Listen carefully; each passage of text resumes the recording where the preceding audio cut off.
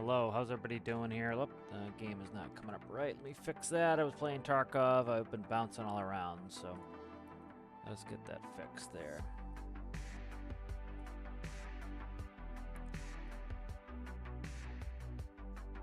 They make it difficult to find. There it is. There it is. Should have sound here for the game. Good. How's everybody doing there? How's it going there, Alistair? Yeah, I've been banging around all sorts of different games trying to figure out what I wanted to play. Finally got it figured out. So again, guys, just a reminder, I'm trying to get my average on Twitch up, so if you don't mind also watching there, that will help that out. I appreciate everybody for doing that. We're getting close, but like a 2.8 average viewer, and then we should be good. Let me see why. Okay, there we go. All right, so let's see. I kind of want to go do a haul somewhere. Let me double check. I think I got the military contracts. Yep, right here. Okay, I've got the two military contracts there. Let's go see what we want to do here. Fortunately, there's no military one here. We got a bunch of other stuff. So let's find a load and get out of here. Might do some shunting if we can find something that needs to be shunted here. But we might also get out of here. We'll see what's available. All right, let's go into the steel. Let's go to steel mill.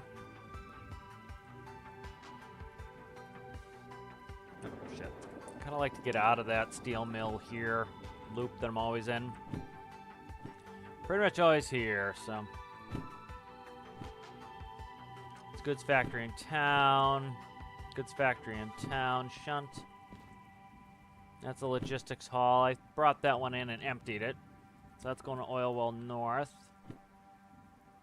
Food factory. Food factory. A food factory. Okay, that's shunt. Shunt. That one's going to Forest Central. Going to the forest would be kind of interesting. I have not gone to do any log hauling, and we do have access to a couple DE6s, so that would be not too bad. City Southwest. That's 58 grand. That's a boatload of money. That's damn good here. Let's put this on the likely here. That's so if you look at my wallet's kind of that's not that thin. It's 200 grand, but if we look at what I want to, oh, excuse me, there we go. If we look at what I want here, military 3 and hazmat 3, so that's about 700 grand to get the last 2 licenses. I pretty much have all the other licenses. And so I'd like to get them all so I can do whatever I want. So, you know, that's something to consider. City Southwest, it is pouring rain. We do have 2 DE6s, so we could have a third if we need it. I'm trying to avoid the greed and taking the third. But let's see, steel mill, I don't want to go steel mill. That's all we've been doing, is steel mill. That's a repo, that's a shunt. Goods factory in town. City Southwest seems like where we're going there. Let's see the tonnage on this. That is about 9 and change. It's about, yeah, it's about 1,000 tons. So if we take we have 2 D6s already connected. We'll take those. So that we should be able to do that 2% grade in the rain with 1. Might as well bring 2. We don't know what we're going to get when we get there, so that's good. If we look at the map, City Southwest is right there. Let's see, what is the forest one? We had a logistics here. It'd be nice to go to the forest. Forest Central is, yeah, that's up there. If it was this one, that would possibly be something we could come back and do. But let's head to City Southwest, I think. Yeah, it's probably going to be our best bet. Let's take these. All right, so these are, we'll get these hooked up first. I really want the time bonus on that because that's about 90 grand almost for this one. And then this one here is, you know, we're talking 30 and change, you know, almost 40. So that's a good spicy meatballs worth of money there. And so let's take the D6s. I just fueled them up and got them all going here. So let's get all hooked up here. I'm just going to fire up the front unit. And then we'll just drag the rear unit, and I'll fire that up once we get there. Well, when we're ready to leave. Save us a little fuel. This vehicle seems very familiar after the last couple days in Storm Arch, so. I'd like to get into that Steam Loco, but it'd be nice to unlock all the licenses, then I feel like I can kind of fart around a little bit. I have not been up to military base, so that was one thing that was interesting to me with that. I might change the bell on the Stormworks D6 as well, so that it's it doesn't return as much, because it's like that one's like ding dong, so I might just make it so it goes ding, ding, ding. Nope, you gotta stay up there, Owl.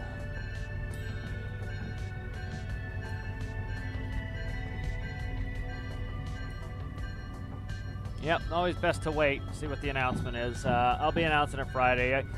I've been thinking about this idea for a little while. I think it's fitting for a week-long challenge, so it'll be good to get that in there. All right, we're just dragging that rear unit. I realized, for those who watched earlier, I realized that the oil tanker I made, it was the coupling and the bumpers are one block too high, so I moved that down, did a little work on that, got that one tested and working. So I did unlock the military base. I can go in there and look at contracts.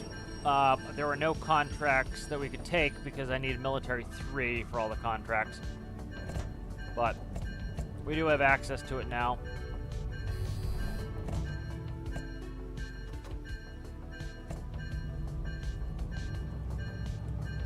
So, for those who've been watching Stormworks, you can kind of see some of the similarities, some of the differences with my system.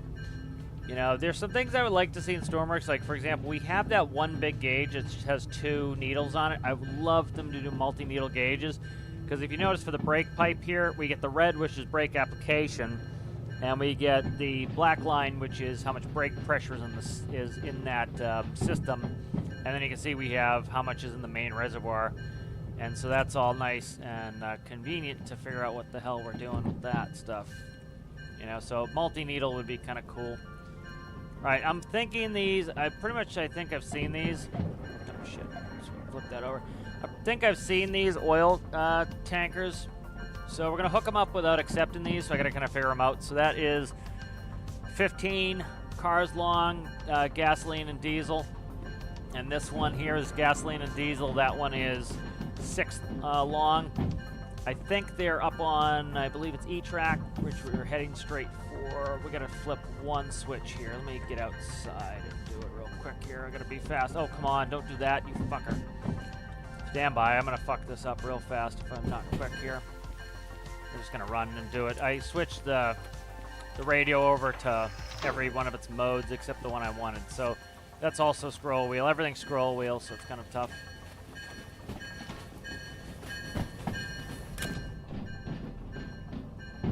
We're just coasting here. Alright, so I'm trying to see if I can see these. They're back there somewhere, I think. Now I'm going to get out here and we're going to stop in a second.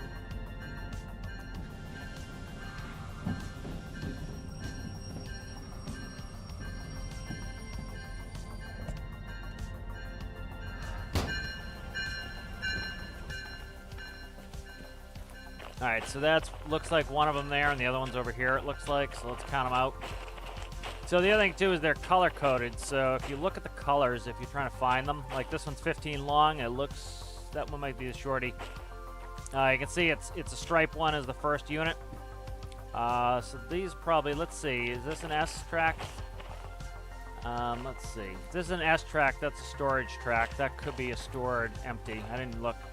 No, that's outbound. It's an outbound load. So let's check this outbound load. One of them's got to be a long Johnny here. So let's look at this one. This one is diesel, white stripe, yellow, stripe white. This is one of them. So this is that's the smaller of the two. And then it could be, I don't think it's this one because, let's check it real quick. That's gasoline. Let's see. That is silver and a stripe. We don't have a silver and stripe on the end, so it's unlikely this one is too short. So that one on the other side is one of them. And so then I'll find the other one here. Go jump, you. Jump, you sucker. Jump, you sucker. All right, let's go find the other one here. I think it's that one right there. Let me check. Yeah, I think it's this. So this is a kind of a easy way to find them is they're color-coded, and like this one has 1, 2, 3, 4. 1, 2, 3, 4. 4 whites, stripe, stripe, yellow. 4 whites, stripe, stripe, yellow. So this is it. So that's the other one. All right, so we'll grab... Oh, jeez. Sorry about... I know that's probably nauseating. The dinging of the bell helps me find where the hell I am, too. All right, so we're going to the far right track here, which I think we might even be almost already set up for. So we're going to grab that. Then we're going to go pull over on G track.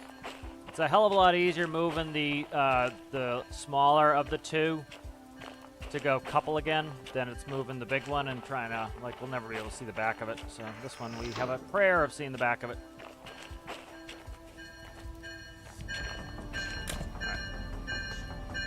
Kill the bell. Bell is fun until it's not.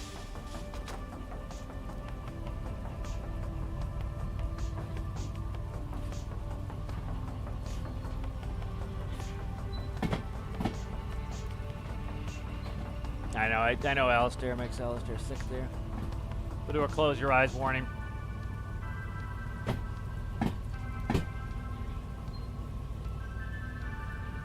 Yeah, multi-needles would be really nice to have in game. There's a bunch of stuff like that. I would love to have a rheostat. So, you know, a multi-position switch of some sort like these. You know, if you think about the way that the, you know, talking Stormers here. If you think about the way that the radial segments work, you know, you get 8 segments. You should be able to have an 8-segment rheostat and put it in 8 different positions. You know, I think that would be a fantastic update for them to do, add more panel stuff. The other thing I would like to see them do is they might have to make a throttle block for this. I think that would be a great idea for them to take essentially a panel instead of it being a throttle quadrant. Instead of being, well, quad means 4, so throttle quadrant would be 4, but throttle block. And so instead of having 4 like the panel, it would have 2. And then you could put a bunch of cool things on there like manual levers, you know, and they would do the same thing as the throttles essentially. You could, you know, put different knob designs on them like an airplane. So maybe I'll make a little video about that for Stormworks. Get the Beetle? What are you talking about? Get the Beetle?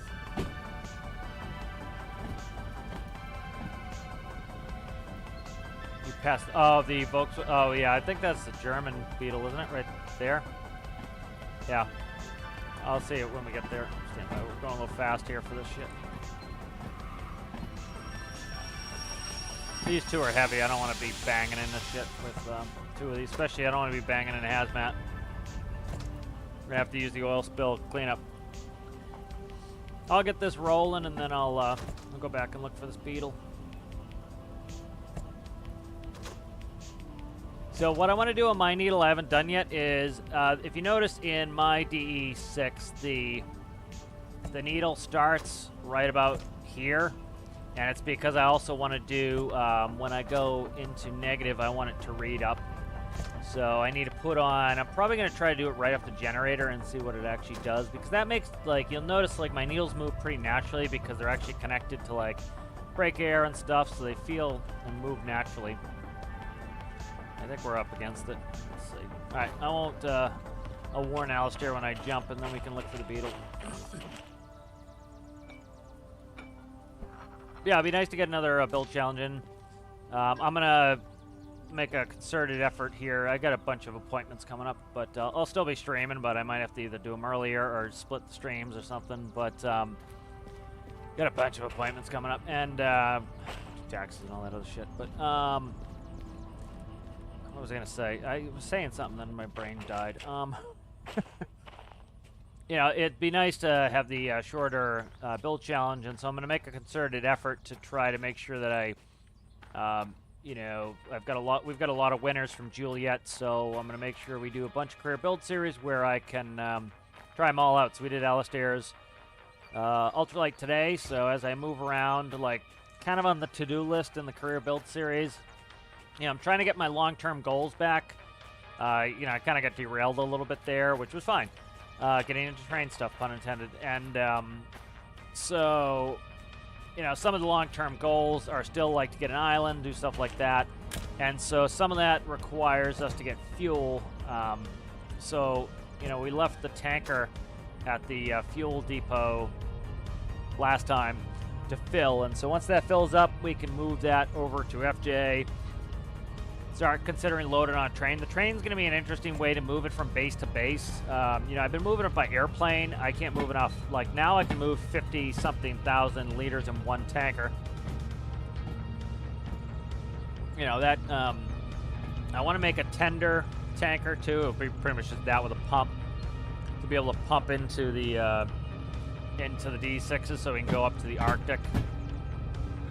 Oops, that was the wrong one. Thank you. All right, let's find this beetle. This one here. Take a screenshot. I do like a beetle. My mom had a beetle. They're pretty cool. You know, rear engine. How many cylinders were they? They weren't 4s, were they? Were they 4s? They weren't 4. They'd have to be 4s, I think. Was that yacht to a 4-cylinder? Flat 4, yeah, I thought they were. You know, the Germans were very much into flats. Like, the BMW motorcycles are all flat 2s. You know. Now I've got a flat 6 motorcycle.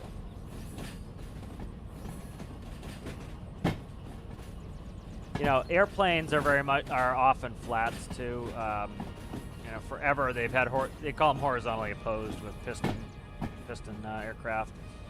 But you know, they've often been 4s is one of the most popular. Different displacement for like a 152 and a 172, but those are 4s, and then you start getting into the bigger ones, they're 6s. The original M20 Moonies were 4s, and the M20 Moonie is fast. That's one reason I wanted it. It's a fast airplane. It has a nice laminar flow wing. And like, it was using the same engine as some of the much slower planes. It was just slippery as hell. Laminar flow wing, really cool engineering on the Moonies. One thing I like with the old Moonies is they had what's called Johnson bar gear, and you physically actuated the gear. And so you would take this bar, and I believe, what is it? Up is down. So you would pull the bar up and it would drop the gear. It's one way or the other. You pull the bar up and it would just like literally had a latch, and you'd snap it into the latch. And then when you want to put the gear the other way, you would click the latch up and pull the gear down and stow it in the floor. And so like, I liked in the Piper, Warrior, Seminole, Arrow. I think Seminole might have had electric gear.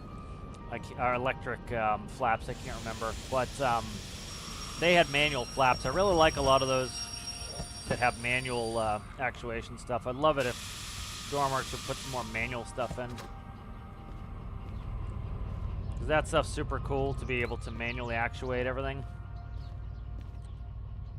Come on, get to it. There we go. Right, I'm gonna be teleporting around here, so hold on to your butts, as they say in Jurassic Park.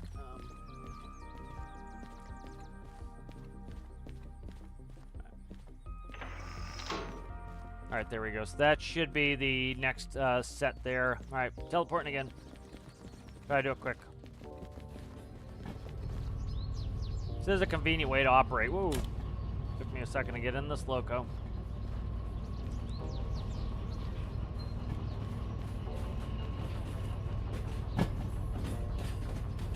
All right, we're gonna fire this loco up. This one I breakers are still on. Breakers still on. We're just shut down.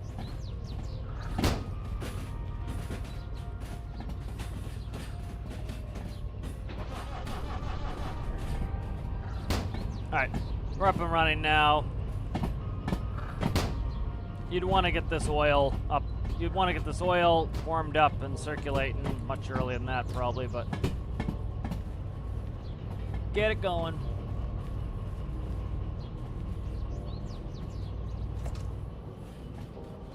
Yeah, we're gonna be careful with this, seeing it is hazmat, so.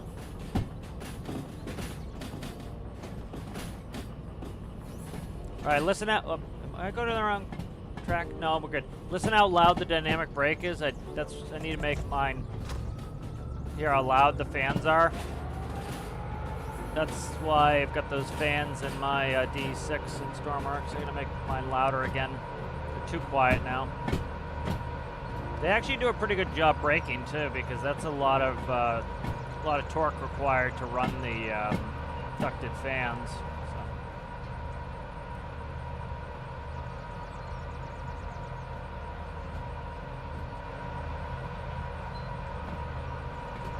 So. Let's slow down here with some brake. Don't need too much. I just need to get the speed down a little bit there. I want to couple a little bit slower. A little bit more cautious banging hazmat together.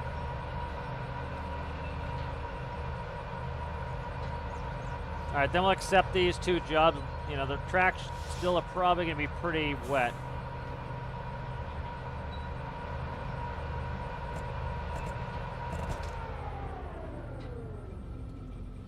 Yeah, I'll just wait for the bump here.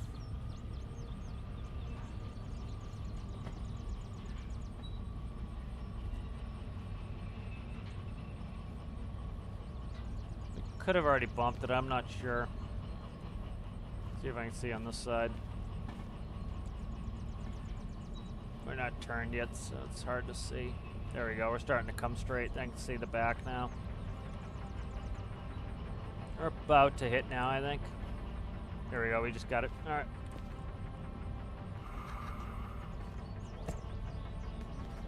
Alright, I'm just gonna run this one off. Then I will quickly teleport up. We'll grab these two. We'll just verify them really quick. I already counted these off. We already did the color checks. So, some could see that as a little cheaty, like grabbing your loads early, but it's just like, they would be pre-assembled probably, and they wouldn't count towards your time if they know you're gonna put the load together, like we used to get allowances for putting doubles together because it takes time to put the doubles together. So you get more time to put doubles together than a single. Yep, cheating. Alright, I'm teleporting around here. Alright, let's accept these. This is a huge place, and it's got a small office. I don't know why. City Center Southwest. Let's see, that one was on E11 outbound. Yep, that makes sense. Go to City Southwest, C2 India. All right, this one was on G30. Yep, that's correct. City Southwest, that's C3 India. C2 India and C3 India. So depends if we pull in or back in, which we drop off. So we'll keep that in mind as we get those. All right. Little teleporty here, and we're in. All right, let's get going here.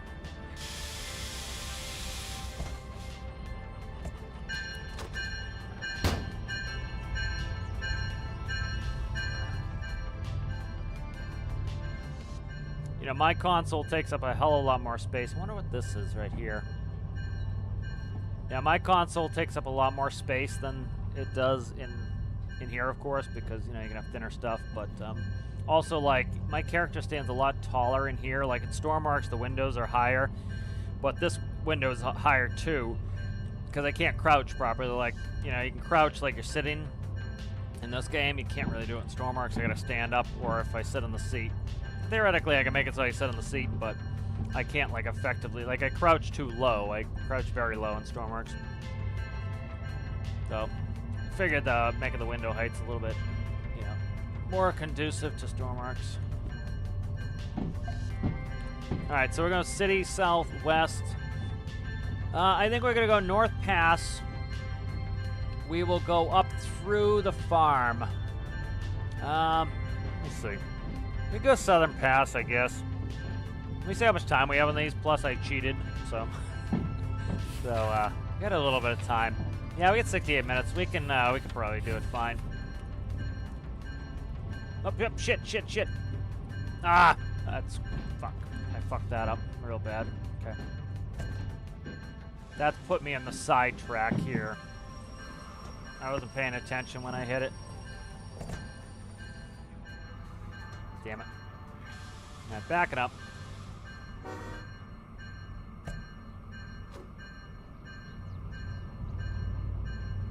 I thought that, like, we went on that track, so I'm like, why is the track off? And it wasn't. It was, I was misreading it. So I haven't tested out the sander in Stormworks yet. I'll be testing that out, which will essentially be different gearing to the motors. So it's got to be one way or the other. Too much torque has to cause wheel slip, or too much RPS has to cause wheel slip. So it wouldn't surprise me if it's too much RPS. So by increasing the torque, it should decrease the speed, but it should regain grip. So I'll see which one it is. And that's what the sander will do. You press the button and it will do that. And then once it runs out of sand, it will be like, nope, can't do it anymore. So that'd be kind of a cool, damn it. Luckily the brakes were still on hard, so it didn't actually push us back.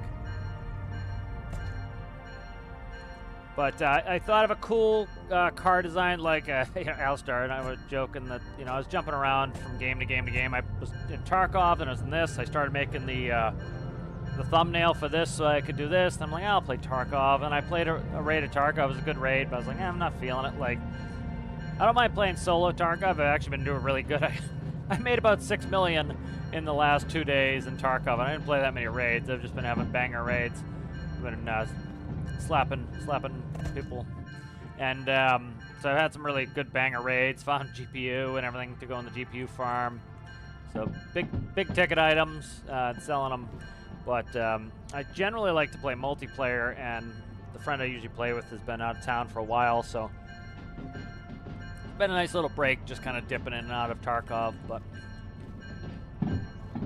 I'll get back into Tarkov more when I can play multiplayer a little bit more.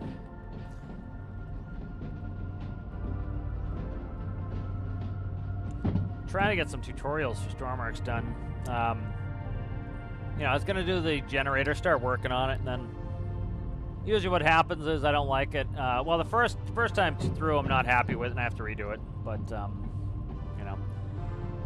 not a huge deal. It's good to kind of have a dry run through it and see what happens. Like, the thing that's annoying is it takes like doubly as long if I have to stitch together some sections. I inevitably, I forget to connect something, so I forgot to change out. For example, when I turn my regular module engine tutorial into a generator tutorial, what I do is I just hook in the alternator directly in to run the RPM or RPS or whatever.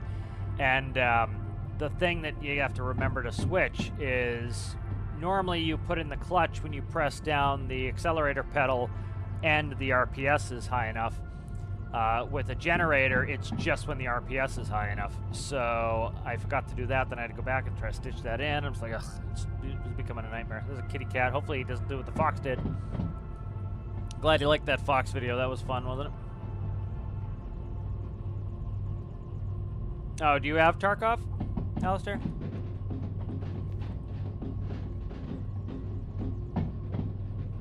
Yeah, you might actually be able to get in with some ping. Like some of the guys in Europe wouldn't be able to play because of the ping.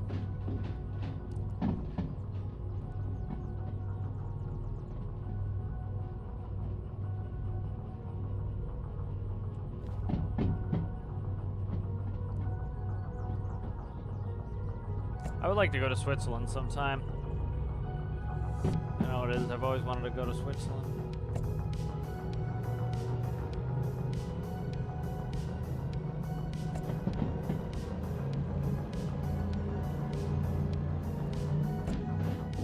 This is not that heavy of a train with 2 of these, but we just did get rain, so I'm trying to get a little bit ahead of steam here. This is like almost a 2% grade.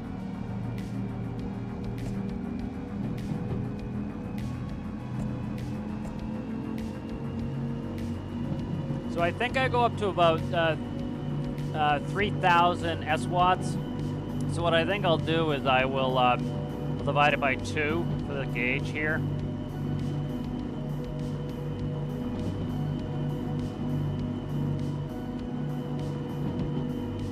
All right, we're going up this no problem. I'm gonna back it down a little bit. We have 2, so, and the tracks did dry a little bit here, so I don't want to go too fast up this, but we're pulling these at 40, no problem.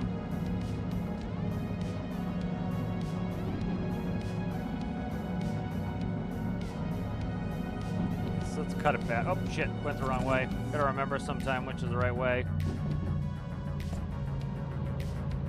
Let's go Southern Pass. Screw it, we'll go right. Or we'll go to the left.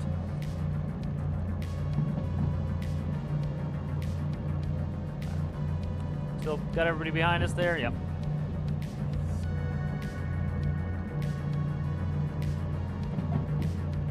All right, we'll go Southern Pass here.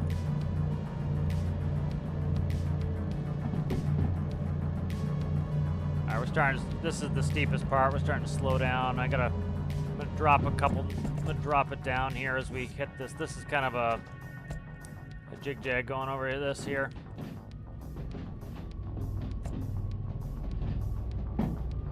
Like with a motorcycle, when you're going around a turn or something, you want to put some throttle on to settle the suspension. Not that you're settling the suspension in the train, but you know, you probably want to be pulling the cars through a turn.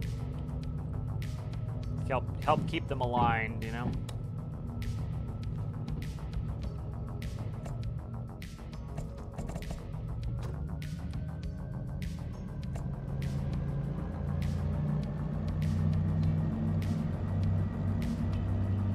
It's very wiggly going to the Southern Pass.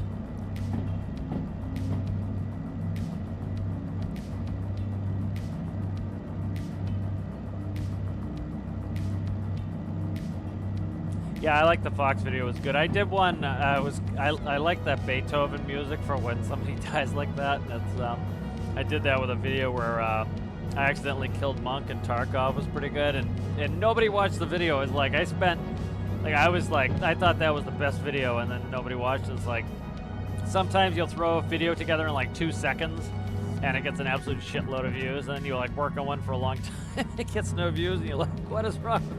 What is wrong with this? It's pretty funny sometimes. I'll bring up that Tarkov video at some point. See it, it's funny. It was Monk got behind the Raider, and I did a full auto burst, and it went up and clapped him in the face, and I didn't even know that I hit him, and he's like, he's like, you killed me. I'm like, what, me? I'm like, no, I killed the Raider. And he was like, I was behind him, and then I had to like zoom in to even see where he was, because I didn't even know, but I got a lucky headshot.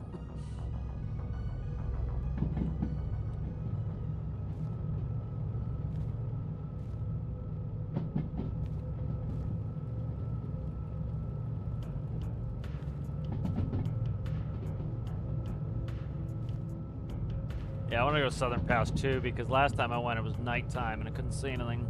Kind of a neat path if you look at it.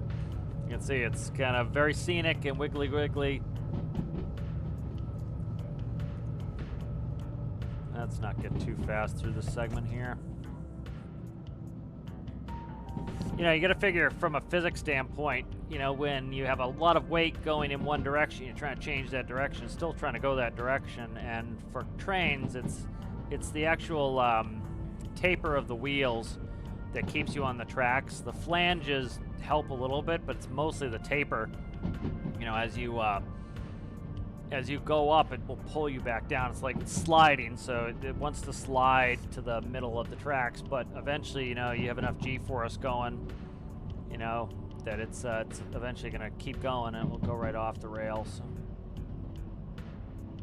Let me catch some shade here.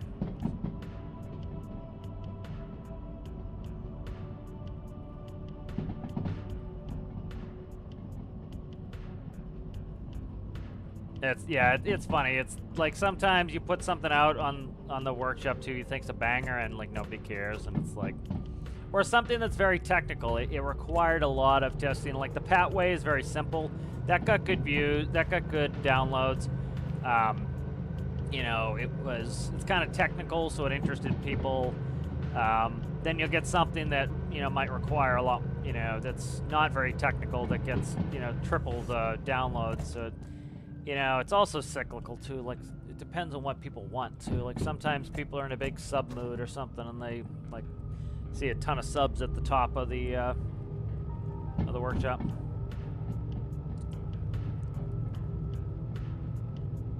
That's right. Yeah, I'll be on for a bit.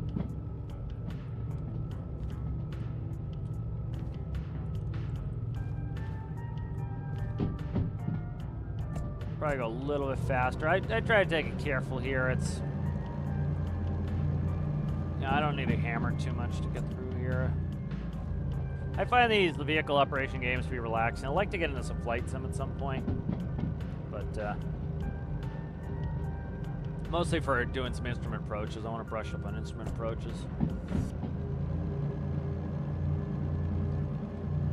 Flight sim's the best thing for, like, I taught myself some of the instrument approaches. Like, I go in there and, like, I just glaze over, listen to my flight instructor. I had good flight instructors, but, you know, like, I was like, I had to see it visually to understand it, and so I would go on flight sim for free, and I would do the approaches, and I would look at the plan view on flight sim of where your plane went, and I'd make it look like it did on there, and then I understood it. Yeah, so when I was teaching people instrument approaches, it was I would very much go through an over-the-top visualization and explain why the needle does what it does, and where you are in relation, and what the needle should look like, and so that worked much better for me. So.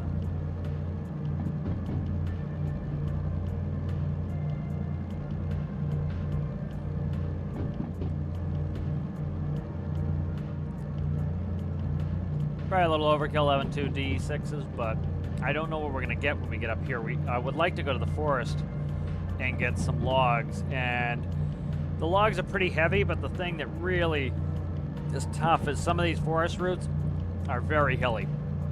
You have to like go up the mountain. If you look at FRS, that's going up the mountain, I think, and I think FRC is going uphill really quite steep. So you have to be able to get up those hills too. Generally, you know, you're not bringing much up to the forests, you know, so you're not bringing a ton up there, so you don't need too much grunt.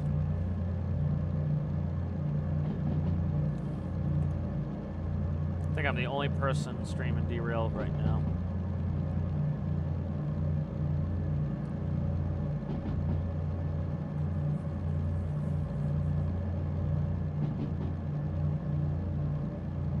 Let's slow down just a hair here. This is getting windy. I don't want to lose a car.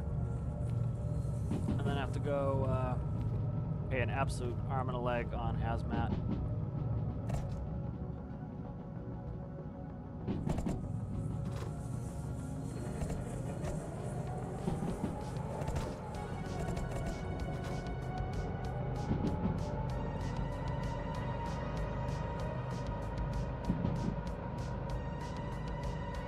Here. We're going uphill next, so already pulling some speed off here. Not pulling that much off. Let's do a little break here. We're doing like complete course reversals here. That's a good time to flip a car off.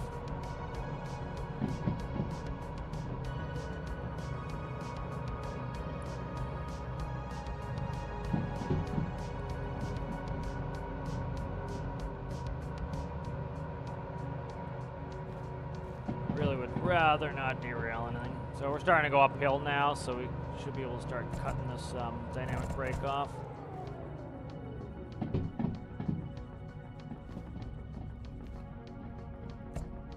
Let's give it a couple notches to preserve our speed. I don't really want to accelerate all that much. Yeah, I'll give one notch to just try to preserve some of the speed.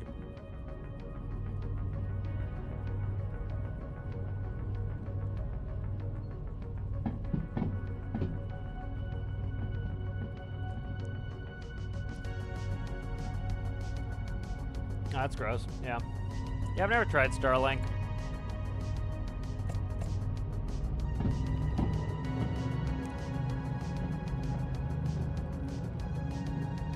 Yeah, it's like a lot of those products too, like they, you know, people live in very rural areas, end up having to do all those things. Like, you know, if we go in rural, like Maine or something like that, you'd see a lot of satellite dishes back in the day, and it was because, you know, they didn't run cable all the way up there in the rural areas.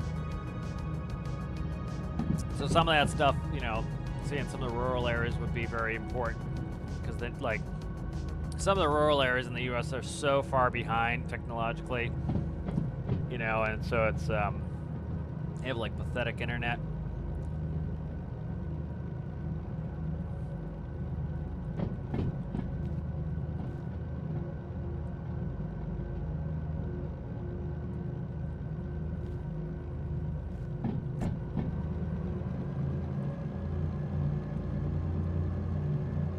Yeah, when you get far from civilization, you kind of need some of that stuff, and it's, make it tough, you know.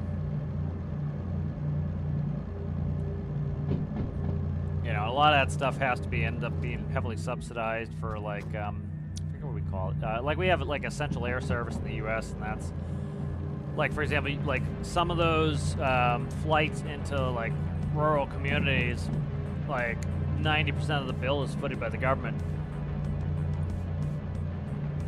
You know, because not enough people to justify it. And so if it was just a pure business thing, then the airlines would have pulled out a long time ago. And, you know, so it's a big subsidy thing just to keep the country connected, you know. Because you'd have very isolated communities if you didn't do that. So it's like some of this satellite internet stuff is good for that. You know, and from a vertical standpoint, the satellites aren't that far from you vertically. You know?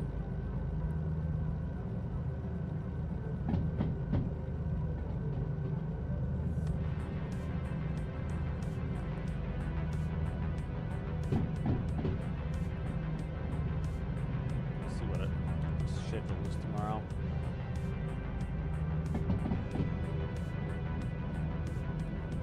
Go away there. Cool. So I got an appointment at 2:30 in the afternoon, so maybe get an early stream and we'll see what happens.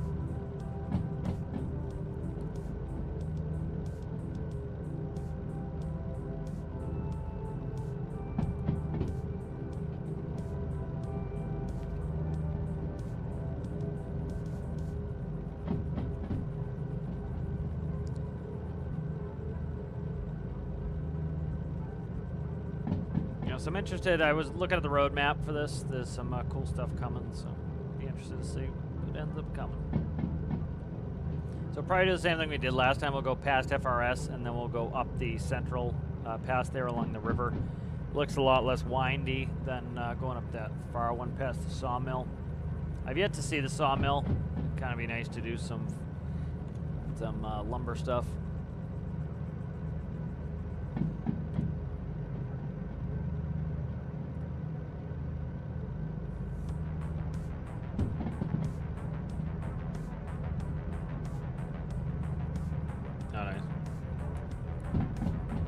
That's not too bad.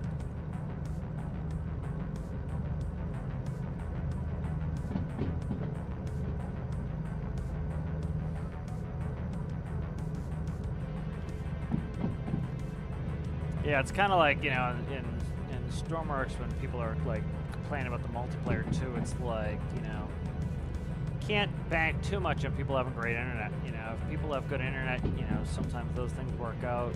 If you have terrible internet, it's terrible. It's like I was struggling so much when I had Comcast because that one bad hop in New York that it was like, it was making Tarkov absolutely miserable and punishing, you know, and it's, you know, it's not Tarkov's fault. It's my internet was junk, you know, and it was a monopoly. There was only one company. As soon as the other company came in, I got the hell out of there. And they've been trying to get me back the whole time. It's like, dude, I made them aware of the fact that, you know, they had a bad hop in New York and they didn't care because they didn't have to care. Then as soon as they lost me as a customer, they want to be my best friend. It's like, no, get out of here, man.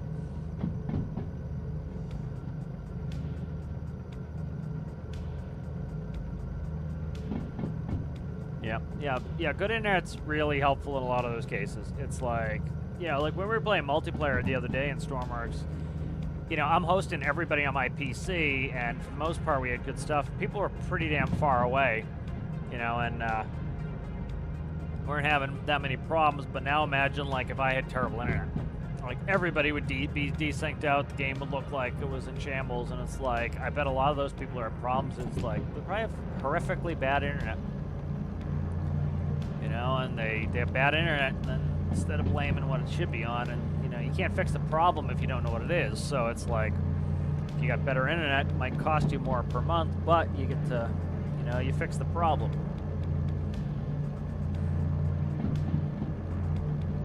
Yeah, exactly. If I'm hosting, it's ultra important to make sure that,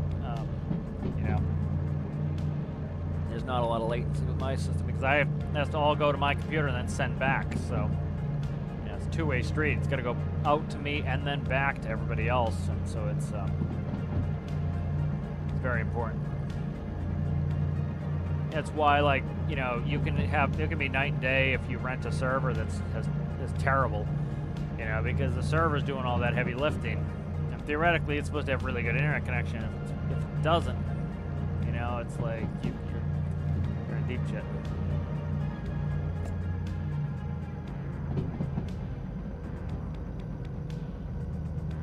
Like we were playing Ark for a while there. Myself, my brother, and one of our friends, and he had a server slot from a company he used to work at, so put the Ark on that server, and it was a good server, and like we could get on whenever we wanted. It worked really well. Yeah, it's like, it seems like nice every once in a while to, like, oh, it'd be nice to have a farm out in a rural area, but you start to then lose some of the amenities that you want, like good internet. Like, I like the place I live now is, I've lived here for a while, but this is like the size of a place that I like is, I think it's like 120,000 people. And so, like, there's plenty of place to eat, there's plenty of shopping, there's conveniences everywhere, like, there's auto dealerships in town, like, if you need to buy a car. It's, convenient, close to airports, and so it'd be like, oh, it'd be nice to go get some cheap farmland and have a farmhouse, but then you're far away from everything, and that's why it's cheap. And a lot of people don't understand that. It's like, they say, oh, this is low cost of living, this area. And it's like, yeah, it's low cost of living in a certain area because nobody wants to live there, and the reason people don't live there is it's far away from the things they need, like work and amenities, so if you don't mind driving an hour to go get groceries and then an hour back, so it's a 3-hour trip every time I get groceries, if you don't mind that, that's fine. But then, like, for me, it would suck to have terrible internet, I don't want to have terrible internet, somebody who never needs the internet doesn't really care, Up here's the big tunnel.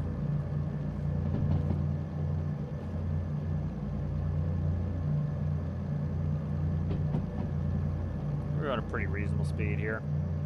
So I was thinking of some cool designs for more rolling stock for Stormworks. There's a car that I want to build. It's essentially going to be like a bottom dump car, and it's going to be kind of like how you have the dumpsters in Europe dump. They have like a small truck with a small dumpster, and it chain loads it. I'm not going to chain load it, but what I'll do is it's going to be a hopper, and it will have a funnel at the bottom, and it will be conical, so not necessarily conical, but it will be sloped so that it goes down to the funnel, so it looks like it would be a regular, like, coal car or an ore car. And then what it's going to have is it's going to have two arms on it that will allow it to come out and swing out. And that way it can bottom dump through the frame if you're going to, like, go to either Komodo or O'Neill to dump coal, or if you want to go to the metal ore foundry, you can just do that. So there'll be short cars, and it will be able to tip the car over the dump area. So that'd be kind of a cool thing to do.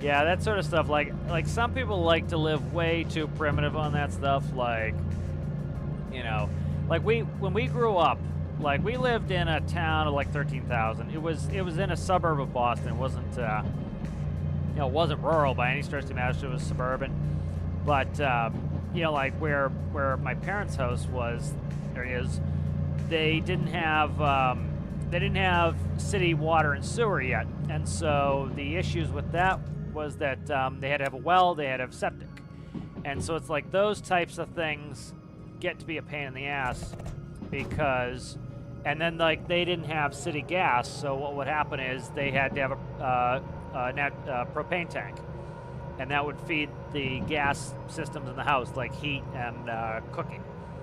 And then, you know, we had well water, and the water was rusty, and you had to deal with it all. You didn't have a water bill, but frankly, like my water bill is like nothing.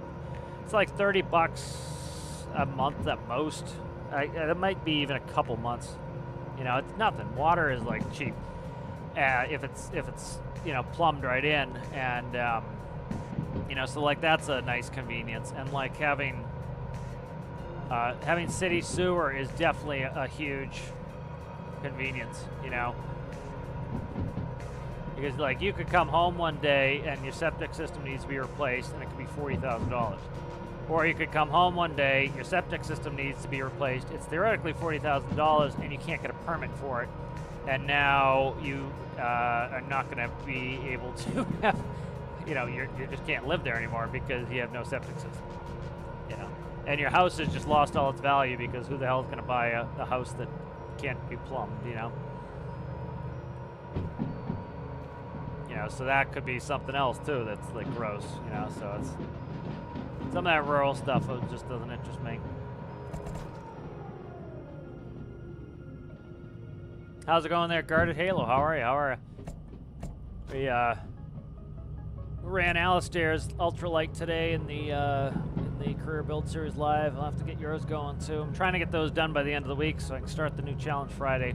It's not going to hold it up. If I don't get to them, I'll make sure I get to them. But you know, we'll be announcing the new challenge starting from. I'll announce Friday. It's going to be a short one, so.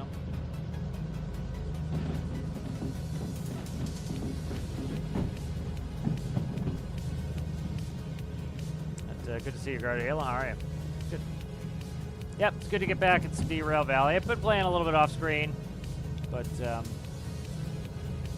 good to get back to some streamage on it. Average is going to get killed on Twitch today. It did well earlier, so I think we're good to have some terrible Twitch tonight. But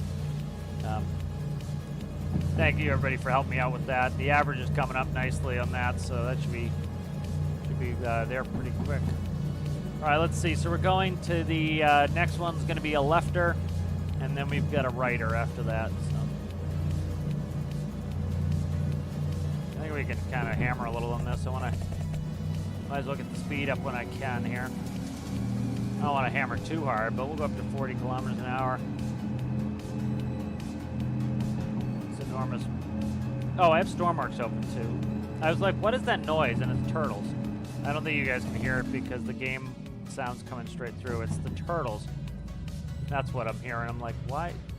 I'm like, what is that sound? It was turtles.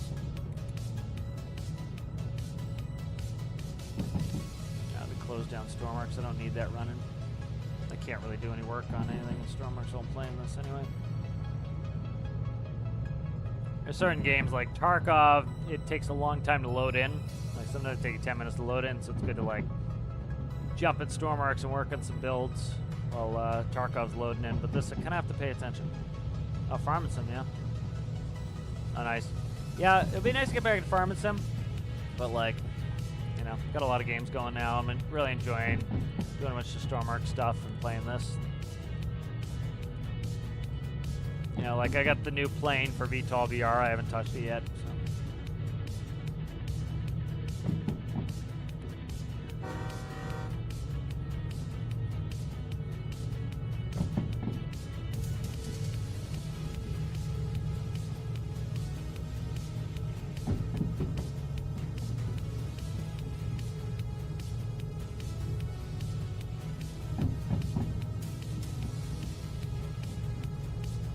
Kind of almost want I might make some smaller tanker cars too for Stormworks, because like that big one, it's like Yeah, that's a lot of capacity to be moving that around. Like, I could see doing it around the world where I bring like 150,000 liters and like 3 cars, and then go and dump it off at bases, but like that's the only time I'm gonna need all that. Like, one thing that would be kind of nice I'd like them to do is add hydrogen. You know, so that we can use it, like do fuel cells, do stuff like that. You know, I understand like Deltas was talking about, like, they want to make it different and interesting. Like, they wouldn't want to just make it so you can burn hydrogen in the diesel motor. It's like somebody asked, like, oh, you know, when are we going to get gasoline? And it's like, there's no real point to doing that. It's kind of like the diesels are kind of a mix between diesel and gasoline as it is anyway. So it's kind of, you know, it's kind of in between both of them. So it's like, well, like you could say like hydrogen fuel cell, stuff like that would be kind of interesting.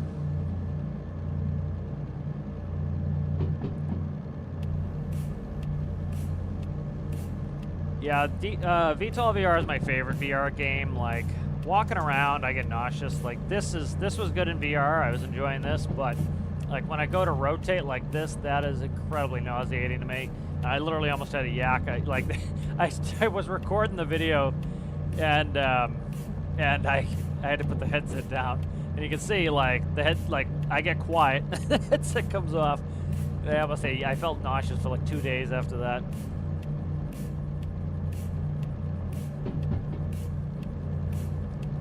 Yeah, like that's the problem, is too much turning is gonna make me nauseous. And it also makes me hot too. It's like it's covering your face, and so you start overheating. And so that doesn't help either. That contributes to it. So like like if I plan properly for VR, I'll make like ginger tea and I'll turn on the air conditioner and get that blasting. And I last a little bit longer in there because it's you know, I'm not getting as hot, and you know, it's kind of pre-emptying the nausea a little bit. All right, we're going down a 1.4 grade here, so went ahead, pulled the throttle and popped the little dynamic brake. You can hear how loud the dynamic brake is. That's how loud it was in Stormworks when I first had it hooked up. I might get rid of the generators on the dynamic brake and just put the ducted fans, because they are actually they cause a lot of resistance as they are, and I want the noise to be pretty loud, but I don't want the braking force to be so extreme.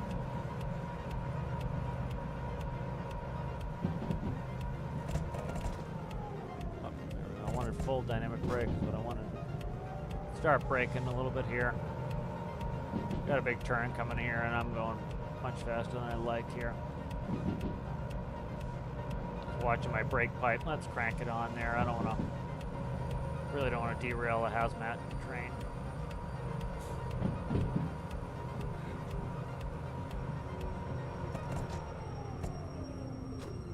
Pulling the brakes a little. You can see how slow the brakes come off there, and that's because the train's so long. You know, it takes a lot of time to get that the air. You know, you're sending the air back to signal the system. So it's got a long way to go. You know, like here, I can look at it, how long this is. That is 217 meters on that one. This one is 87. You know, so you're talking, we're over 300 meters long, and so it takes some time to get back there, you know. Like, you can see how long, like, right there's the end right there. So the air has got to go from here all the way to the back, and then it's got to, you know, get signaled again to release. So it's a long way to go.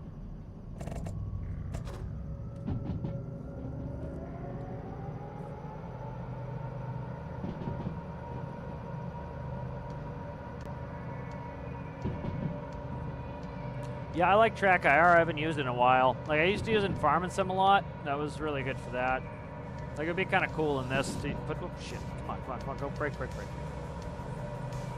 Like, the one nice thing I like with VR is, like, it feels a lot easier to grab some of that stuff. Like, you know, this game's a little bit, the VR in this is not as intuitive, I think, as VTOL VR. Like, you're actually reaching out and doing the buttons. With this, it's almost like the joysticks are just mouse.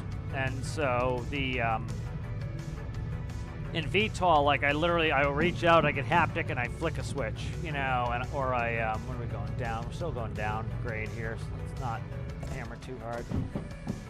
You know, so and then I can like grab the flight stick and the throttles, and I can let go of the throttles really quickly, drop the gear, come back, give it some thrust, drop the flaps, pitch down, trim, give it some thrust like I would IRL. And so like I'm a huge advocate for VR for like those cockpit experiences, because it's like you don't have to have a full sim pit, you know, which is kind of like, we're talking about that. Oh shit, that's a big turn. It's a hanger of a turn.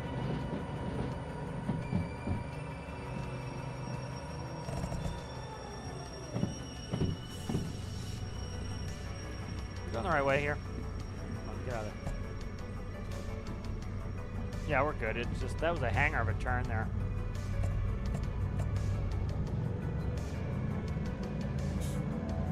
I got nervous of that turn.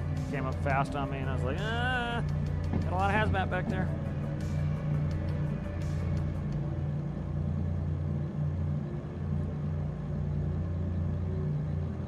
Yeah, when I'm flying, I don't get nauseous in VR. Like with this, part of it is like I move my head very naturally in that, and I don't walk. So like I know where to look in an airplane too. I've got a lot of time in airplanes, so it's, you know, I know where to look to like not get disoriented or nauseous. You know, so like I can dogfight, I can change directions, I can loop, I can do map of the earth stuff, no problem, without getting nauseous. You know, but that's like knowing where to look and knowing how to look, and like, you know, the airplane's like rotating around, your eyes are fixed on the target. So you're like looking, and then you're moving the airplane around. And that takes a lot of experience to like be able to not, like, you know where the airplane is. You don't have to like check in and see where the airplane is. You know where it is. A lot of like what makes good equipment operators is kind of, you know, it should be an extension of your body. And so you should like know where the parts are without having to look. That's like, you know, we could get the tractor trailers within inches of stuff, and we've got that big American nose on it, and we can still get it right up against anything and not hit anything because you're just used to it, you know. And it's so much of that is getting used to it. Same thing with like airplanes and knowing where your wingtips are. Like you'll be taxiing the ground in most commercial jets, you can't see your wingtips from the cockpit. So, you know, you check the chart. Chart will tell you how wide the taxiways are. So, you know, from the center, you know, it's 200-foot wide taxiway. You know your wingspan. You know you're good. You know, you can see if there's obstacles or something you got to worry about.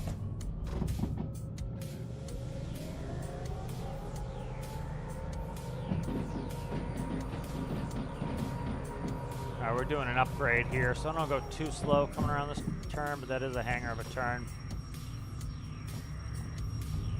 Going into an upgrade, but we've got 2D6. We are not that heavy. We're about 50. Like right now, we're pushing about 1,000 tons, and we can haul 6,000. You know, 6,000 on flat. So, like, say 2,400. We could haul 2,400 on this, no problem. You know, but it's good to. You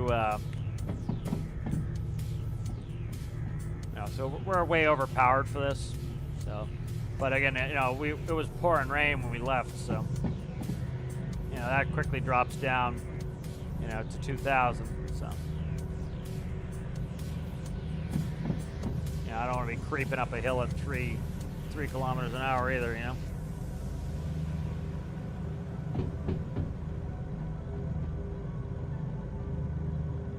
Yeah, I really like VR is great for a number of things. It's just like certain things I love Track IR for in VR is like just something simple, like when I'm flying a pattern, I'll look to the left, check my pattern, look to the left, check my pattern, look up, looks good, turn.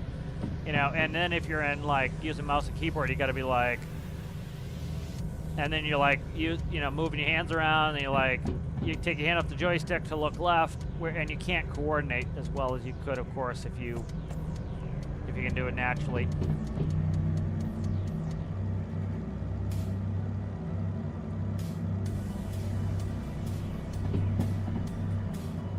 Now, doing some actual instrument approach would be kind of cool. I gotta find some planes in Flight Sim. I bought Microsoft Flight Sim, the last one. I know they're coming out with a new one, but I got it on sale, one of the sales.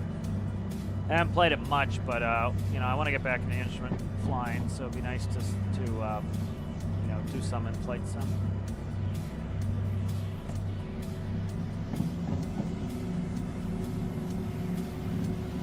I have X-Plane too, for if I want to do it in that.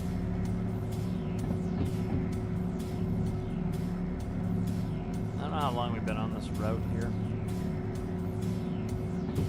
Alright, so the front one is the shorty, and the back one is the long boy. So 2i and 3i going in.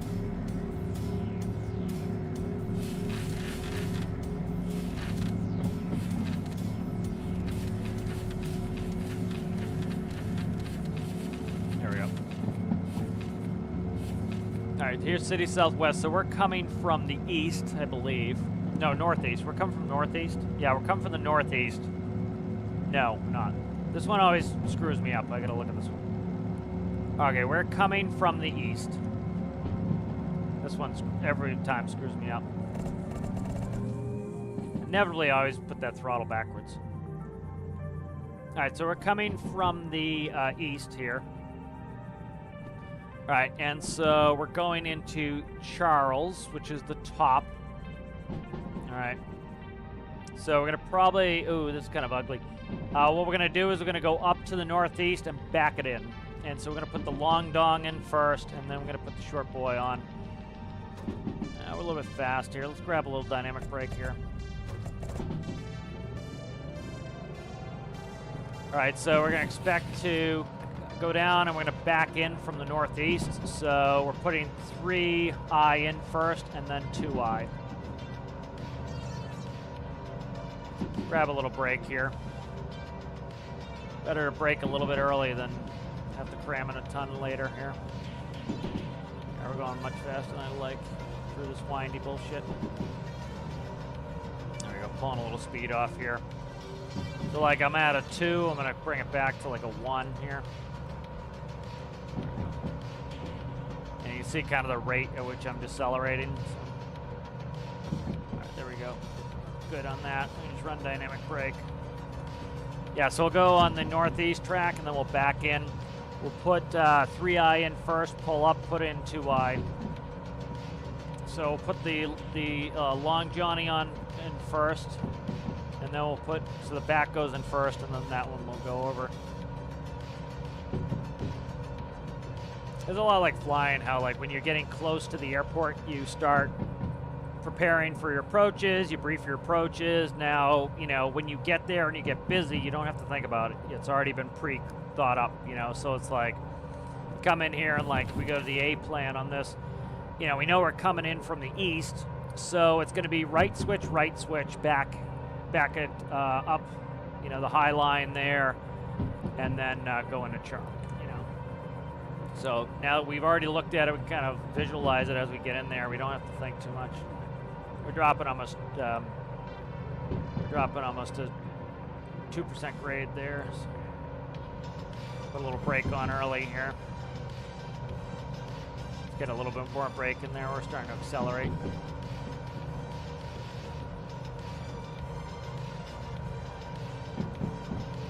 All right, so we're coming in here. We should be going to the left path. All right, we're dropping off a little bit less now, so I can pull the brake back a little bit.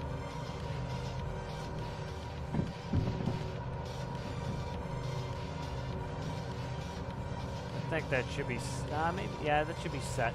Yeah, we're set left. Okay, we're good.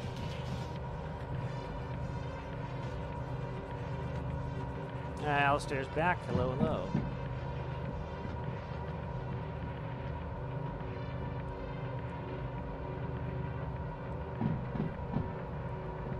This is kind of a hanger of a turn, so I don't want to come hammering in here too hard. Still got a little bit of brake on there. Yeah, they're coming a little conservatively on this than dump it all over the ground.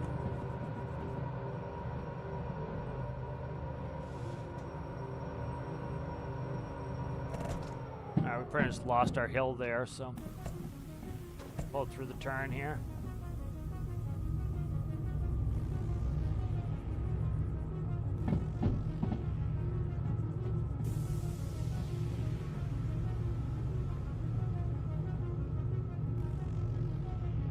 Alright, sounds good there, Owl.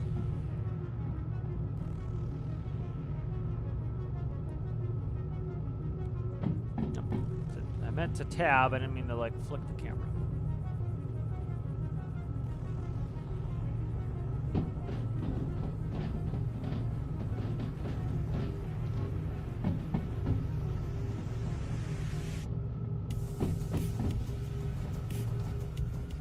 City Southwest sounds big, but it's not that big.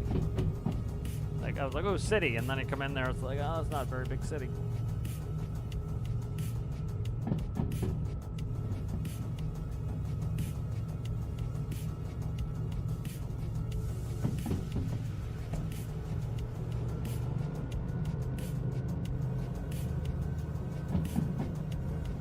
So we gotta come in, we gotta switch on the, we gotta stay right, switch right, and then we gotta, you know, stay right, switch right, back it on, go to the high line there, and go into Charlie.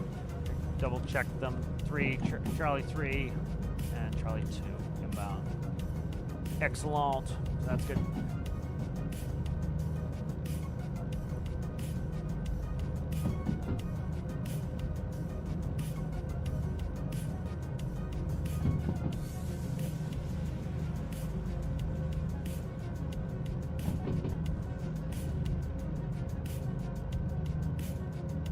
There we go.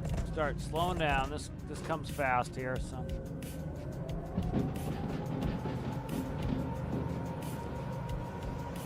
Like we pass this right here and then we go right in. You can see it right there. It looks like, you look at the map sometimes, it's tough to tell the scale because it's, you know, not proportional. So yeah, it looks like we got a little bit of ways to go there, but no, it's like it's right there. You can see it. Put on a little bit of brake, don't need a ton.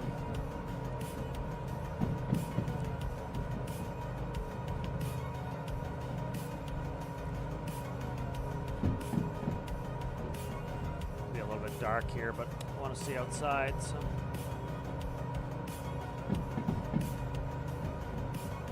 All right, we got right path, right path. Right path, right path. That's where we want to go. All right, good. So that's set in. All right, we're sub 20 now. Let's pull the brake.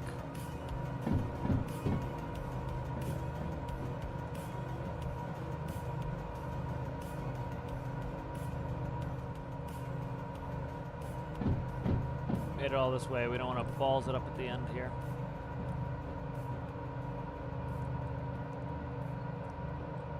Again, you figure a lot of these rail yards would be on the outskirts if they could put them there, you know.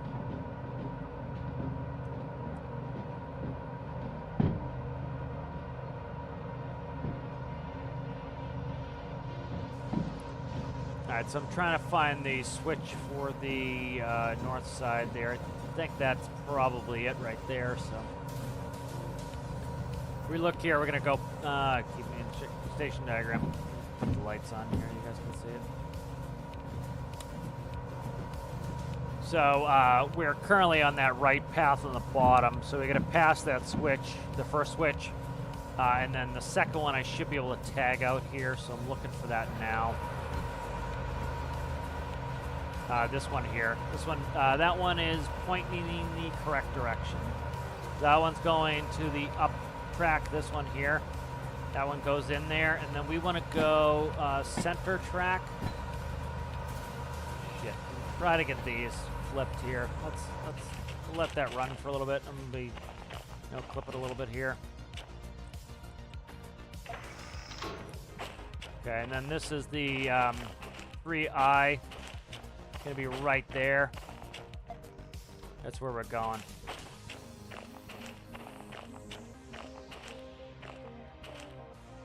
Yep, 3i right there. All right, we're all set, I think, to get in here. Yeah. All 1 go uphill, I think, coming out of here, so I gotta pull it a little bit, and then that's our switch there. We gotta hit. We want to go back. So got it's a pretty long train. It's not that long, but what was that? 15 and a 7, so 20 something. I think the biggest ones I've had is like 35.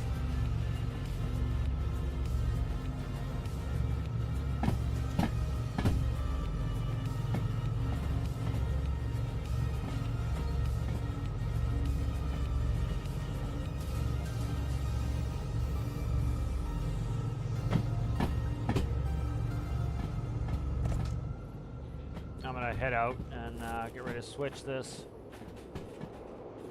I'm not gonna be able to see it.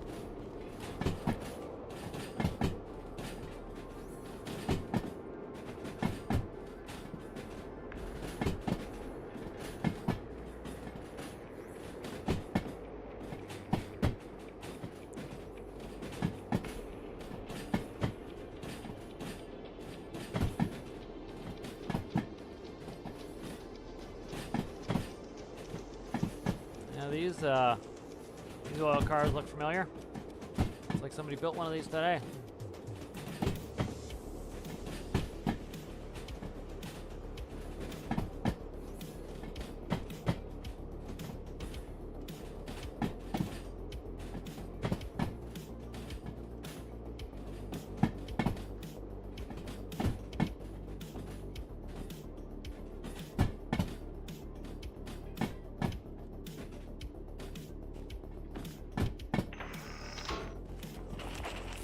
Teleport, teleport, teleport, teleport.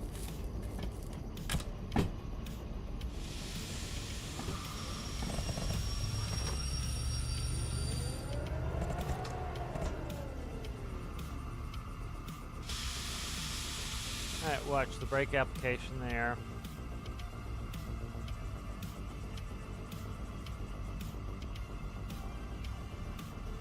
That's why I have a brake application on the one in Stormworks 2 is see how long it actually works too. It works just like that. Is the air is venting on the cars, and I can see how long it takes to vent. It's kind of neat. It actually, this one I think is probably calibrated for standard atmospheres, so it reads 0. But I think some of the other ones were reading, you know, you could tell they were reading the ambient pressure.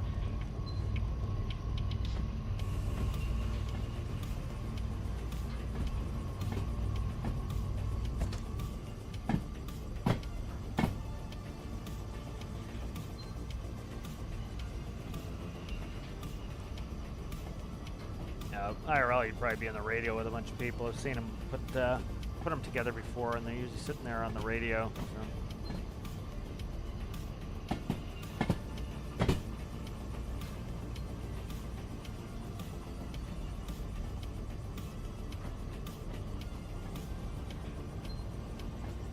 Yeah, I checked the tracks when we were back. They were pretty smooth sailing the whole way through. There's nothing on 3i.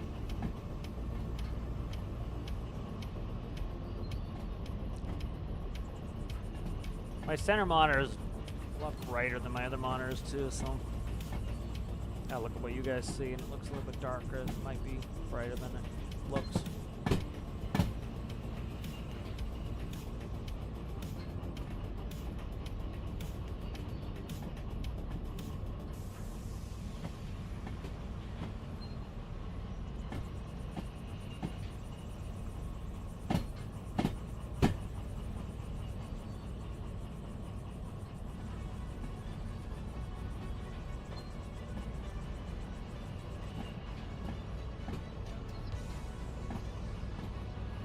Here's the switch.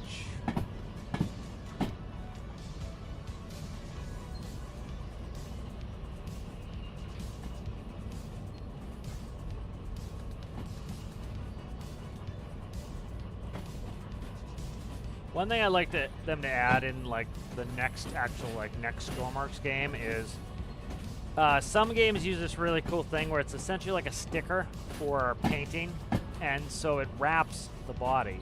And that's kind of cool. I think Crossout did that.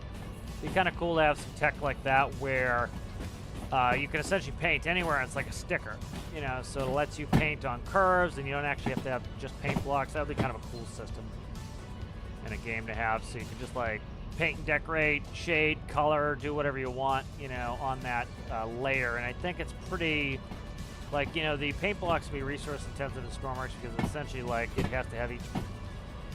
It still has to have every pixel in this way too, but the way it renders it, I think, is different in the nut. No, they haven't said any more about not Stormworks 2. Not Stormworks 2, in my opinion, now is like they've said it as much too, so it's not like it's my insight. They've said it's not a sequel to Stormworks. They said that they are planning on continuing work on Stormworks for a very long time, and so I don't think they're going to make a Stormworks 2 in the next decade. I don't know, maybe like 5 years. I don't think they're going to do it in the next 5 years. I think, if I were to guess, not Stormworks 2, they said it is a vehicle building game. It's not going to be a sequel to Stormworks.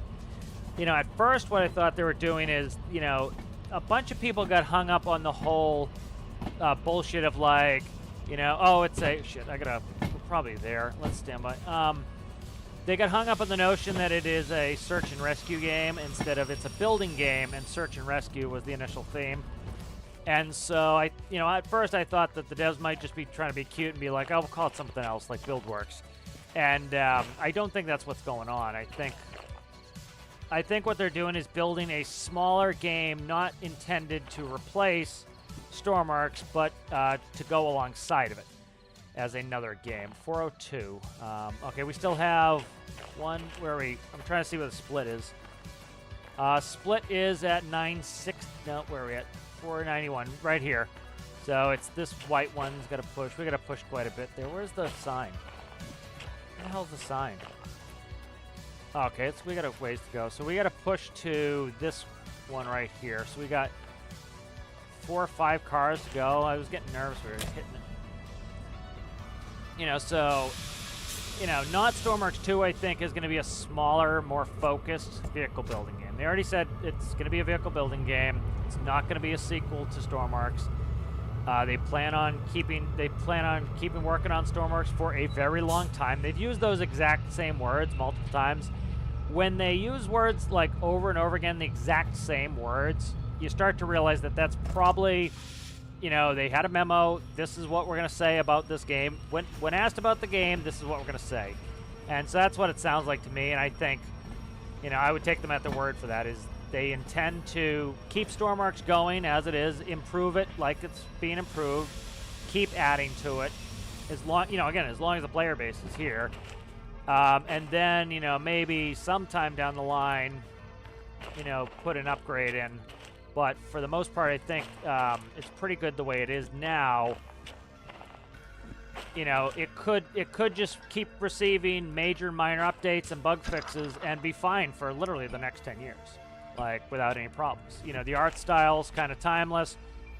So I would take them at their word that not at this point, that not Stormworks 2 is not a sequel. You know, like if I was going to say what is a sequel to Stormworks, a sequel to Stormworks would be, you know, like kind of like Kerbal Space Program is, we're no longer supporting the old one. This is the new one. It is, there's a lot of money, 87,000. It is, you know, it's pretty much replacing the game. They've said it multiple times. They've used the same words, which to a certain extent they talk reasonably loyally for good reason at this point. I would say it's not a sequel in any real sense. I think what it is it's a different vehicle building game to go alongside it. It wouldn't surprise me if it's something like that uses some of the vehicle building stuff. They said they want to do mods, so it wouldn't surprise me. Like, say they did something really very specific, like, you know, forestry building sim, okay, and it was all about forestry work, or farming building sim. So it was like a farming sim, but it was the main feature was building, but the theme is farming, and it was more specific. And they don't plan on adding anything that's not going to be that specific thing. That would be my guess. Who knows? You know, again, it's a guess at this point. We don't know anything about it, and it's speculation. Anything beyond that, but from the continued use of those specific words, it makes sense to me that I take them at the word that's not a replacement, it's not an actual sequel. It's something to go alongside Stormworks. They wouldn't say we're planning on working on Stormworks for a very long time. You know, I think if this game was intended to replace it, because it's like it's bad PR. You're also you have a known brand, you have a known player base that plays your game. You know, you already have those customers already in hand. Why would you fuck it up by changing the name of it? Elon Musk with Twitter. But you know, that's generally thought of as pretty stupid in the business world. That's why everybody was like, what the hell is Elon Musk doing with that? You know, so I would say it's another game. Like, when I showed the other day how, like, I hate to say it, but it looks like Carrier Command 2 is dead. Like, if you look at those numbers, that to me looks like a dead, 100% dead game. It had a peak of 47 players. It had concurrent players at 22 when I checked it. That is toast, you know, because they can't come back to that. So what I would say is it's probably, you know, and they realized that game had a pretty good max concurrent player count when it first came out. But I've never played that. From what I understand, though, it's like you're not building units. You're just playing with the units. And those games, like, you know, the devs have to make all the content. For a game like Stormworks, we make most of the content, which in a sandbox game is what you're supposed to do. It's like when people go play GTA 5 online, you know, they're making most of the content. You know, they're taking the vehicles, right, and they have a cool car meet. You know, EA made the ability to have the cars and customize them, but other than that, you know, it's the players making the actual content to do. And, you know, and you have some guardrails, but for the most part, it's the players making that content. And so, you know, I would say, not that it's like intended to actually one-to-one replace Carrier Command, but it's like, it's smart for a company to have a couple games going, you know, because if something happened and one tanks and like just overnight the player base decides they're done playing, you know, you need to have that other product kind of going. And so, you know, it definitely sounds like they've gone, which I'm happy with, full-fledged in the idea that they are a vehicle building company. And, you know, like if I were to, let's tinfoil hat it, I think what would be a good idea for them is this. They come out with new game. New game is a vehicle building game, right? They keep supporting old vehicle building game, which is their premier product, right? And then they work out, they have a smaller game that is more focused in the game that's not a sequel. And they kind of see, like, how do people like this? How do people like modding? Like, is this an important feature? Is it not? And let that game stand on its own, but take some lessons from it to see about what they want to do with the game after that. And the game after that, I would say, it would make perfect sense to then do a Stormworks 2, a proper sequel. You have the fan base already in play. People don't like Ark. People were pissed with the new Ark because one thing it came out with, like, it was not as advanced as the old one in certain ways, but the other thing too is it was essentially like a reskin. There are some new things, but like right off the bat, like some of the maps were not there. So like you could keep playing Stormworks like people can keep playing Kerbal, you know, because you're building the equipment. And so you can keep building it. You can keep playing Stormworks however long you want, and the sequel comes out, and you know, the people who are builders are going to go start building in the new one, and they can say, oh, this new feature is cool, this is much easier to build in this way, I missed this feature, but I still am happy playing this. The people who don't want to switch are going to keep playing Stormworks. And then once the workshop gets populated, the people who don't build and only use workshop stuff will come back, you know, and so I think that's a more likely path for it. But like they've used that same lawyerly kind of term of like, you know, they've explicitly said it's not, they literally call it not Stormworks 2 on purpose, you know, to kind of be like, guys, it is not Stormworks 2, you know, and, you know, they've done that multiple times, and like they keep using the phrase, you know, Stormworks will be around for a very long time. They use the exact same words verbatim, like somebody put out a memo like, when you talk about Stormworks, say it will be around for a very long time.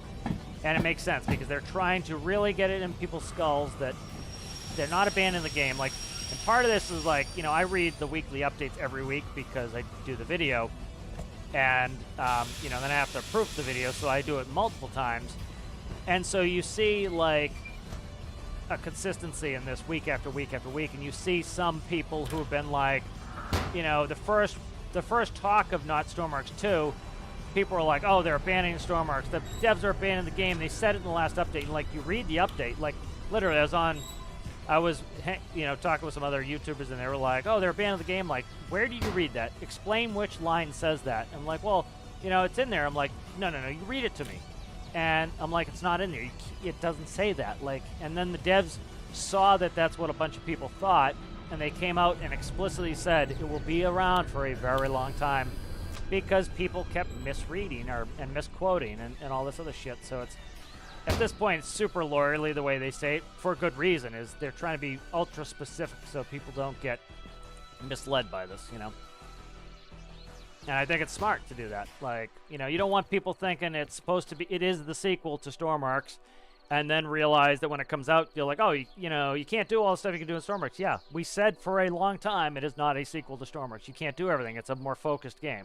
It's a vehicle building game. Like, for example, let's say it's War Sim, or, you know, Warworks, or whatever the hell it is, and it's a war game. And so you build tanks, you build airplanes, you build this stuff, and you do, you know, bombing missions, and you do ship-based combat, and you do that sort of thing. It's very focused on that, you know. But you know, you're not building any civilian stuff. You're not building civilian stuff. It's just not happening, you know. And so then you wouldn't want to migrate from Stormworks, stop playing Stormworks, to go to that, because you'd miss all the civilian gameplay. You'd stay with Stormworks, you know. So I think they've been pretty clear with that. I'm just gonna quickly go and use the facilities. Let me put on the coffee break. That's in case somebody comes and they're like, why is nobody moving? They're like, oh, he's on a coffee break. He'll be back. Let me put coffee break up real quick. I'm gonna go not get a coffee, but it's too late for that. But I'm gonna go use the facilities. All right, be right back.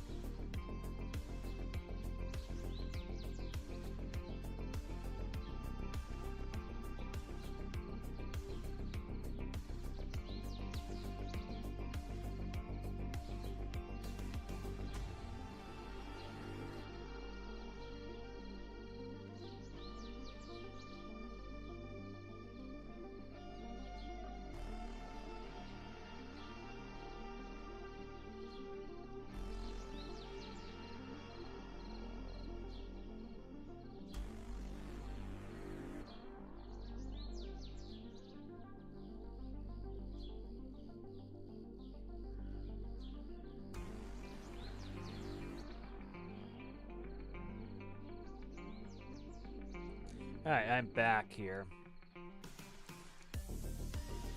Is Escape from Tarkov beta version? I created an account on their website. All I see is...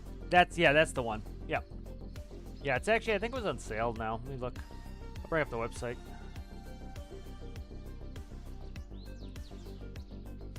Yeah, it's supposed to go, you know, it's supposed to go full release this year. It's been like this whole time. It's like, it's been, of course, playable the whole time. It's also like the way that Tarkov works is it is a, you have about 2 wipes a year. And so, you know, like right now I'm at level 40. I've got most things unlocked, you know, I've got a lot of cash.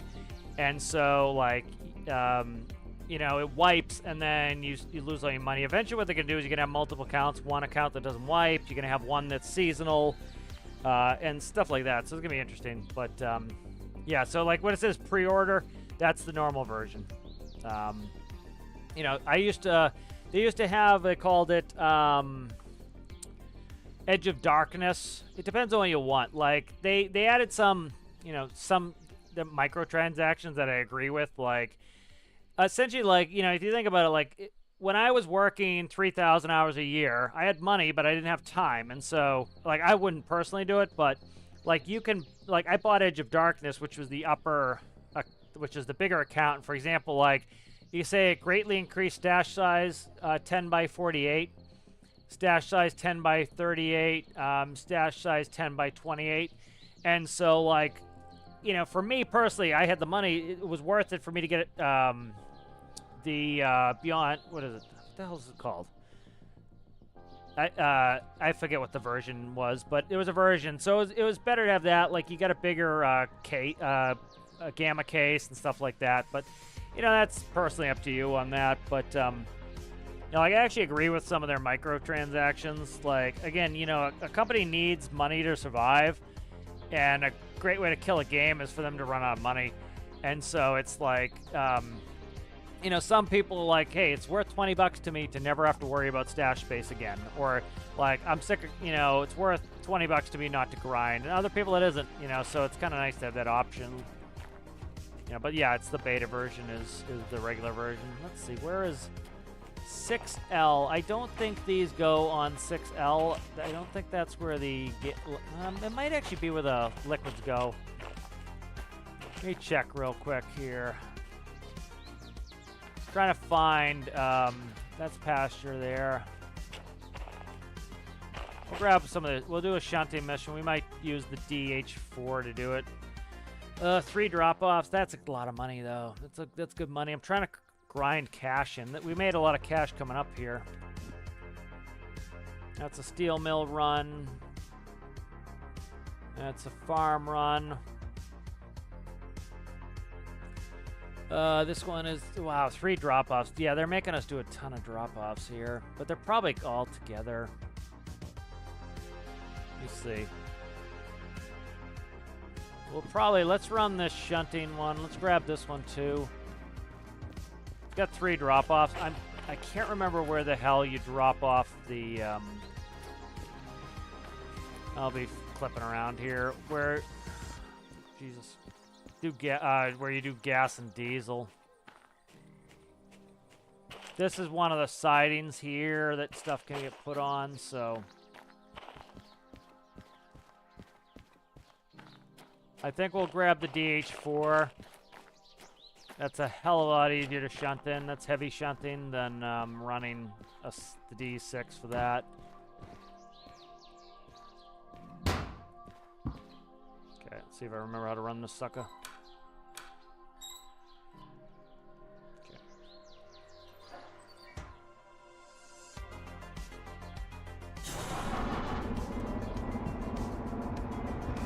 Like the hydraulic, though. I would love to see a hydraulic update in Stormworks. That'd be fan-frickin-tastic for being able to do some of this stuff.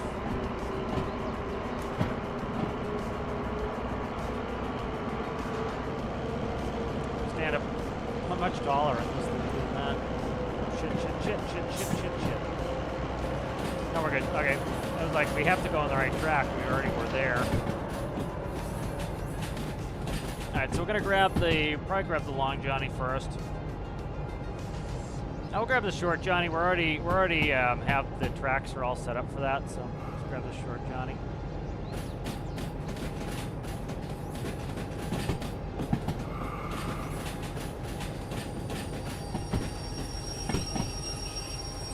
Trying to see the right. Oh, come on. I hate it when I have this in my hand and I end up switching things.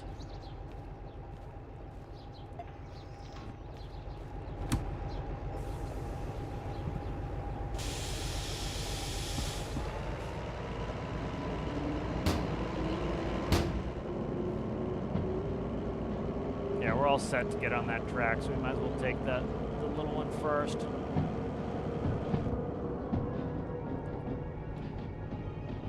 So the stash size here, I'll boot Tarkov. I'll kind of show you some things with Tarkov while we're farting around here. So what you do is you go into a raid and you loot, you take gear, you have to buy gear, all this stuff, and so your stash is your out of raid storage area. So you have your stash space and you store it. And so like people joke that Tarkov is a Tetris simulator, and it's all about trying to fit things in your stash. And like the way you show wealth in Tarkov is how many containers you have, because your containers, for example, a container might take up 20 spaces but hold 100 spaces, and so that's how you get your wealth, is with containers in Tarkov. And it's all for storage purposes. Like you have scav junk boxes, which take up a little bit of space but have massive storage. And so that's what your stash is all about. And it's like, you spend a lot of time having to clean up your stash because you got too much shit hanging around, and you got to sell things. And you can only sell so many items in the flea market. As you get a higher flea market rating, you can sell more at a time. So all that stuff is, it's nice to have a bigger stash here. Let me let this just roll for a minute. I'm going to be no clipping around here. All right, so we'll grab the little one first. Especially with these multiples, it can be tough to get these done. Like, it's 45 minutes. It won't take us anywhere near that. Yeah, 6L, and then we gotta watch the split. So one's going on A1S. This is a pain in the ass to put these on the A1 tracks. So I gotta keep that in mind. But that is, let's see which one that is. 571. Let's see if that's front or back. All right, that's the back one. So that's all right. We can get around that, I think.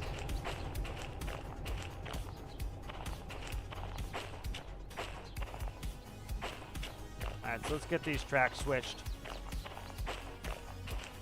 Do they item in all? I'll show you how it works.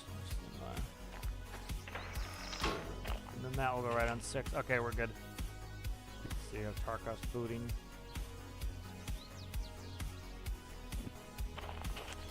Yeah, it's like my stash is pretty full right now because I've been killing a lot of people and getting a lot of shit. So like, it's a limiting factor that you gotta sell a bunch of stuff in the flea market. Sometimes like, you got too much crap, you gotta sell a bunch of it off, so you're actually, you're just selling it off cheaper to the traders to try to get rid of it, clear some space, because it's always like, you're always running into not enough space. And it makes sense from a, people just hoard everything. And so, like, part of it on the flea market, too, is, you have to have the economy, like, you need people selling their shit to keep the economy going and make sure there's enough guns on the flea market and stuff like that. Like, people can buy from traders. There is a natural, like, death system to, like, the guns because they wear out over time and you eventually have to replace them. But, let's see when we get past this here.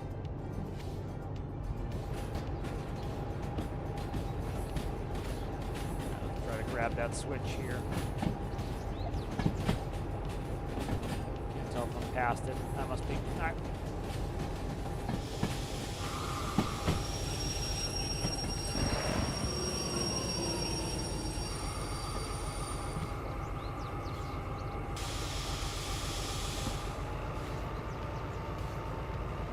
Let's see, Tarkov booted. Yeah, Tarkov's booted here, so I'm sure real quick. So, like, where are we at? So, like, you go in here, this is your stash. So if you go to character, here's my stash. So you see how full it is? And, like, this backpack stack is, like, 20 backpacks deep. So you can stack things, some things inside of other things like that. You can see I store, like, the dog tags from players I've killed. I used a bunch of them for a quest, so I got rid of those. These are scav junk boxes. You can put a bunch of your loot in there and sell it later. So like this one's full, I gotta empty that out. Let me go back real quick here. Turning. Alright, we're good. Just take off the power here. Should be good for a little bit. Get back to Tarkovia. Yeah, so like, so these are the scav junk boxes. You store stuff in there. Here, like I have the biggest stash space available. You can buy more lines now. That is the That's a new microtransaction, which I agree with. Like, again, they've been at this game for a long time. Eventually, they're going to saturate with the number of people that will play a hardcore shooter. So they have to ask for more money somehow. And eventually, they get to the point where there's not enough new customers. You need to ask money from your old customers. And some people are going to say, hey, I'm willing to spend 20 bucks to not have to grind. And then other people are going to be like, nope, I'd rather grind. And so, like, you can put your meds in here. Grenades go in this grenade case. These are all my ammo cases. I have 5 of these. You know, here are magazine cases to hold mags. You know, so much of it is like getting case to store. This is like the most coveted item is a thick case. You can put huge amounts of stuff in here. So like these are huge money. You know, and you can see my stash is still pretty full. Like this is all for storing my money. You know, so I throw money in there to store it, you know.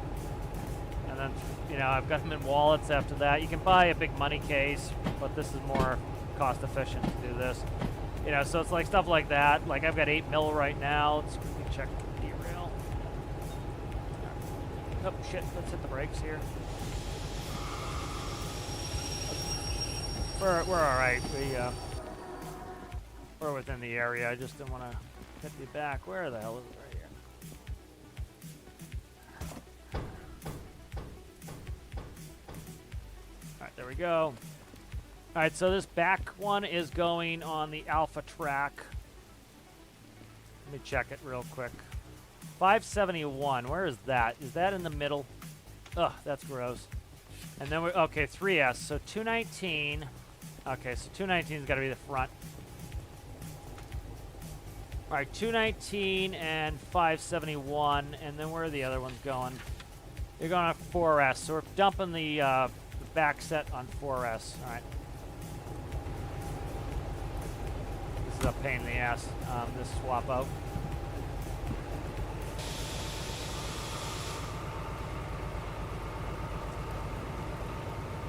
Those alpha tracks are a pain in the ass to get on because we're turned the wrong way.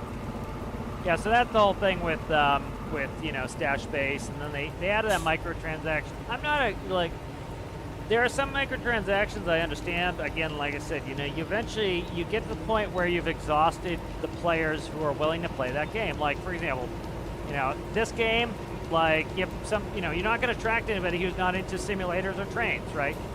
And so there's only so many people that will buy a simulator train game, right? Like, let's say it's 1,000 people, right? So all 1,000 people buy Derail Valley. Well, you know, so that is 1,000 times whatever the cost of the game is, and eventually you get to the point where you can no longer pay salaries, you can no longer afford to do it without having a new product. So you need to come out with a new product. Well, people are still enjoying your old product, so what do? You come out with add-ons to your old product.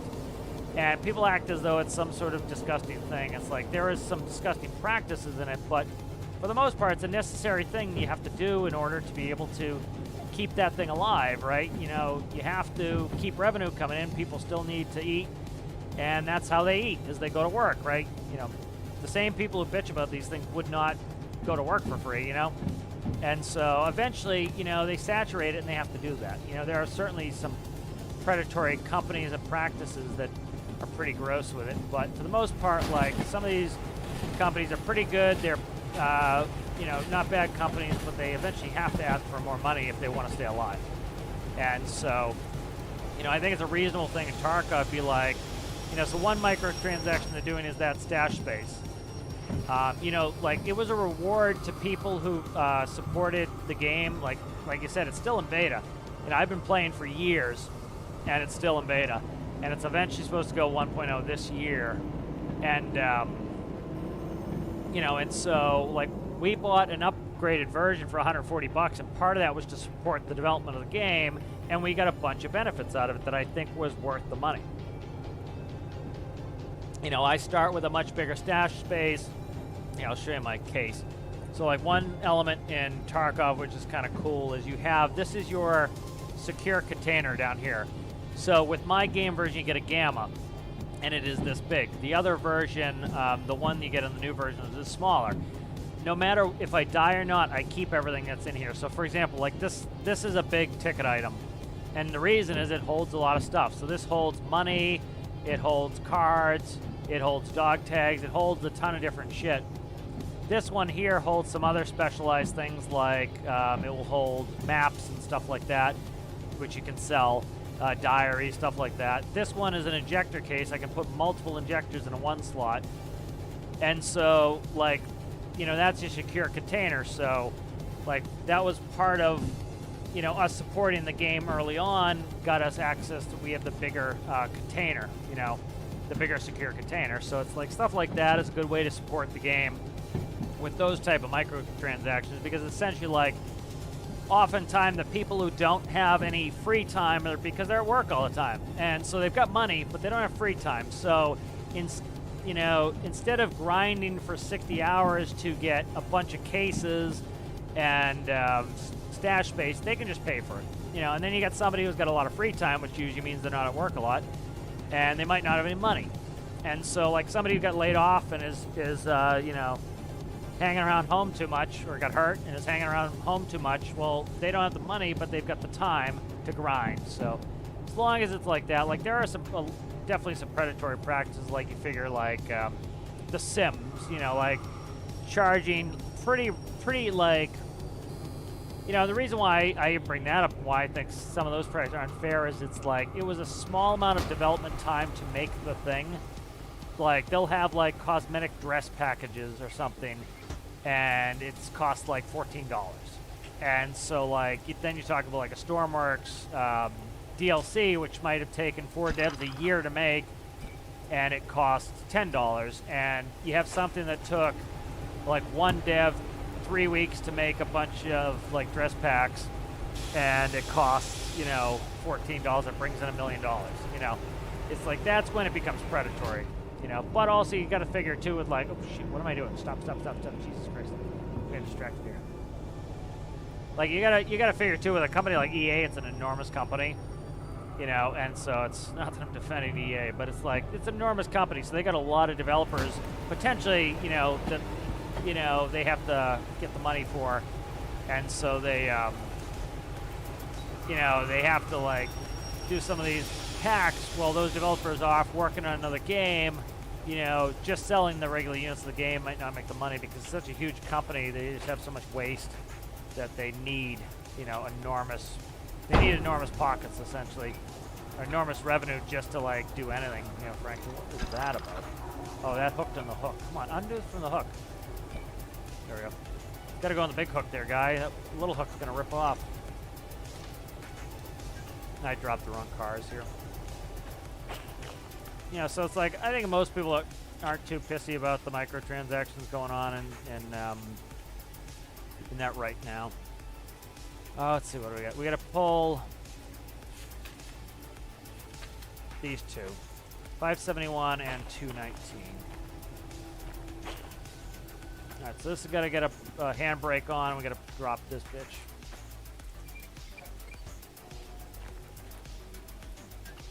This is still moving because it's hydraulic, and I've got it in gear, so it's still pumping fluid.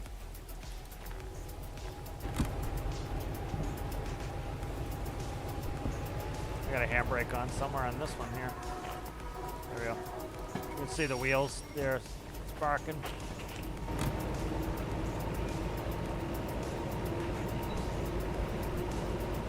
Yeah, like some like $300 for a plane, like Star Citizen, which is like some of their planes literally have thousands of IRL dollars, and they won't even start working on them for years.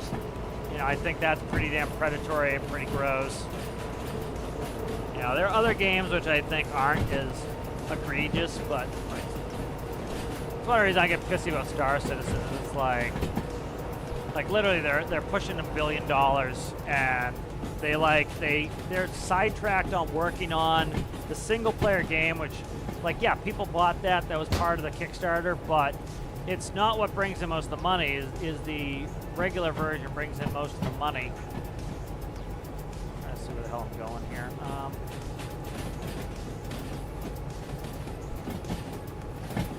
I have to do this just right here. All right, so this one's a pain in the ass to get on these alpha tracks, so I'm pulling it off here past this switch. All right, now let's brake. We're in the hard rain now.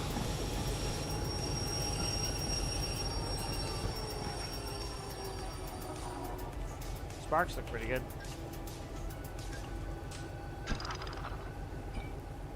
Yeah, it's funny. It's like when people bitch about Stormmarks, you know, it's a money grab, and I see that. It's like I've read some of the reviews from the grouchy pissheads, and it's like asking $10 for like that amount of work is not unreasonable. It's like you could literally go get like a little costume pack from EA, and it would be that much money. It's like, you know, it's kind of silly.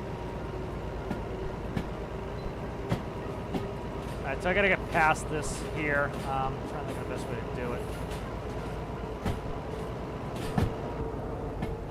Yeah, I gotta get the locomotive on the other side, so this is kind of annoying to get over to do this, but I gotta do this to get over there. I'll do that. Yeah, and it's again like, you know, it's funny to me too. It's like Stormmark devs, like they do try to make it so that like if you don't get the DLC, you still can use the parts cosmetically. It's like they could be jerks and be like, nope, you don't get to even, you know, use any of the stuff as decorations. You want it, download the DLC. Hey, we need E2. And that wouldn't even be that much of a jerk maneuver. It'd just be like, hey, you know, we need E2. And they don't do that. They're like, hey, you can use them for cosmetics, you know. And you'll still get people like, oh, the guns should have been for free. And it's like, dude, it's like, you know, again, you once the people who are going to buy the game have bought the game, you need to come up with a new revenue source. It just, you have to do it, or else you go out of business. Not difficult, like, you know. And people don't understand that, and then they'll bitch that, oh my God, they abandoned the game. Yeah, because they didn't make any revenue anymore. And once they stop making revenue, they have to abandon the game.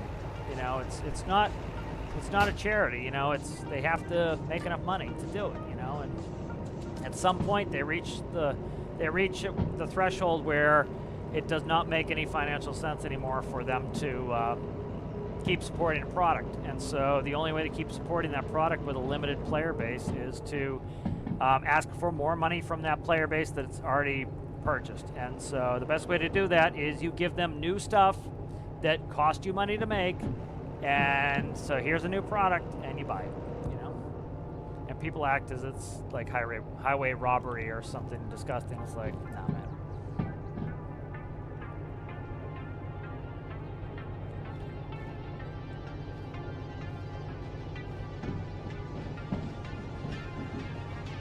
Yeah, it's like I've got plenty of money, and the like, you know, I asked my brother for Christmas, you know, he asked me what I wanted. I said, Steam gift card.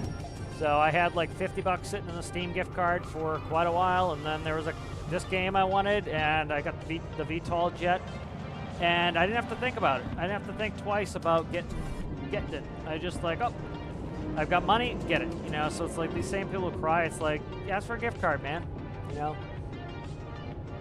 Or like literally skip one, you know, cook food at home today instead of going out, and bingo, you've got a DLC. You know, it's like this game is like probably 4 cheap meals, you know. Eat at home for 4 times and you can buy a game, you know. And I just find it silly, like people complain about the cost of games. Like Tarkov I spent $150 on, $140 on. Do I feel ripped off? No, I've got 6,000 hours in it. You know, got 6,000 hours for $150. I've definitely got my money's worth out of Tarkov. You know? If I never played it again, I got my money's worth out of it, you know?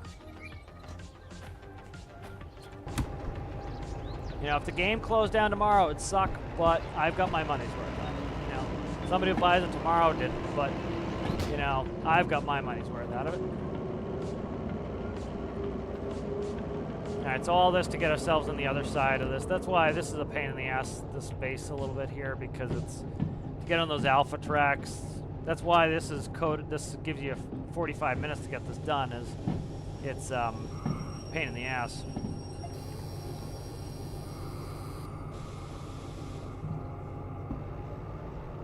Right, which one's on my ass? 571's right on my ass. Okay. Alright, 571's on my ass. That's going on 1S. And then this one's going on 3S. So 3S is next, and then 1S.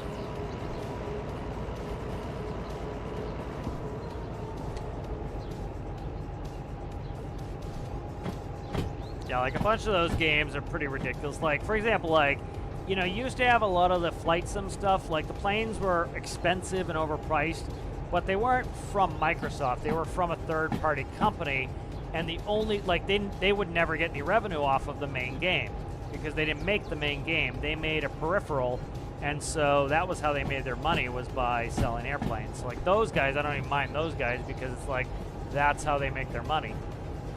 Where the hell's 3S? It's 1S right there. 3S, where are you, 3S? I forget where the hell 3S is. I need to know. Shit, where's 3S? Put the brake on here. 3S. I think it's here. That's 1S. Where's 3S? Shit. God damn it, I can't remember. Let me look. 1S is there. Where the hell is 3S? Oh no! Shit. I fucked this all up, man. I can still make it work, but fuck, this sucks. Damn it. I should have checked the map. When in doubt, check the map. Ugh, this one's gonna be a friggin' zoo. No wonder this one's got so much time.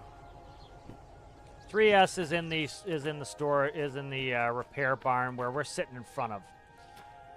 So that's obnoxious. Ugh, this one I regret taking. I regret taking this one. This is 571's got to go on 1S. So let's get that done. This one's a regrettable one already. So I got to push that one on the other track once we get past here.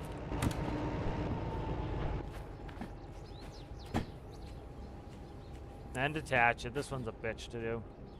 This is why it's you know, it's not that many cars, but it's set for 45 minutes. It's a pain in the ass.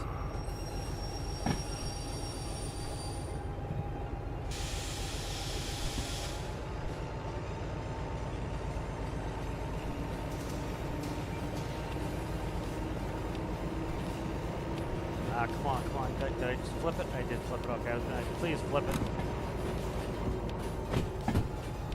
Yeah, this one sucks.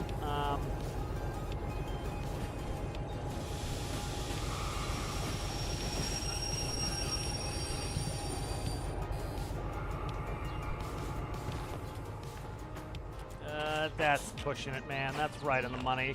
I'm gonna leave the brake off in case I have to bump this out of the way a little bit.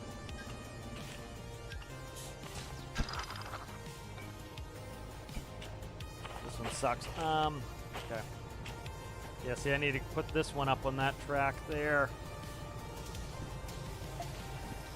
Then I gotta get on the other side of this again because I screwed up. Didn't know it was in the cab yet.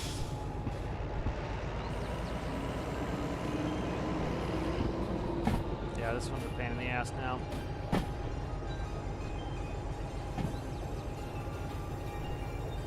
Hopefully we don't have to bump this car.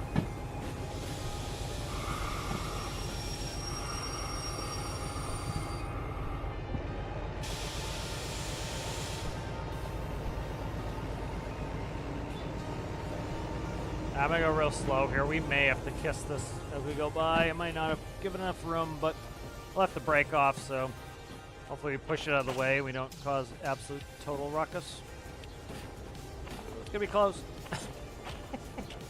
There we go. Yeah, we're good. We're clear. Very close, but we're clear. Oh, Loco almost touched it. Loco might hit the railing. Nope. It bumped it a little bit, I think. Oh, that's funny. That's what they get for giving me the stupid setup here. This is a pain in the ass. This yard is just absolutely aggravating. Okay. I do not like City Southwest. I have determined that at this point already. Not one of my preferred places. I'm not doing the other one either. I said screw that. I'm already sick of being at City Southwest.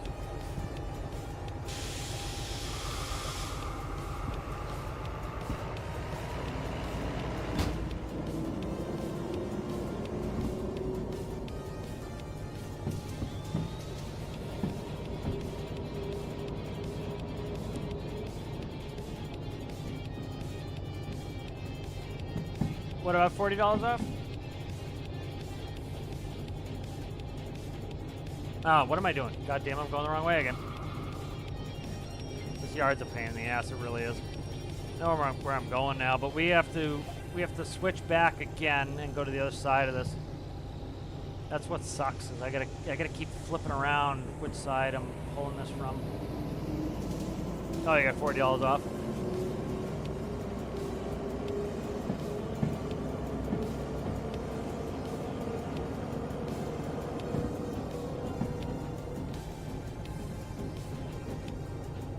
Oh, nice.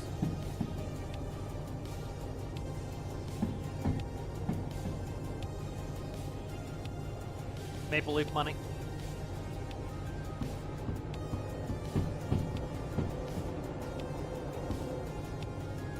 Yeah, we're not doing any more shunting here. This is already annoying me, the shunting that I've had to do here. See, I got the DE6 sitting in there too, so I gotta move the DE6.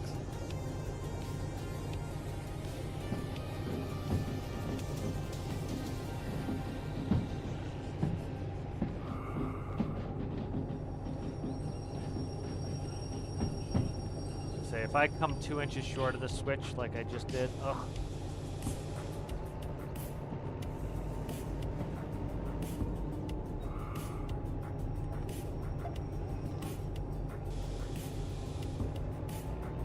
This place is a big pain in the ass, City Southwest.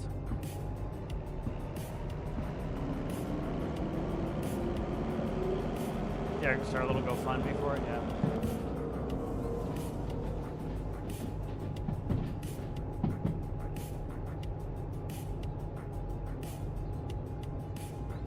Would be brutal trying to move this around in the D6s. Well, they're definitely not meant for shunting.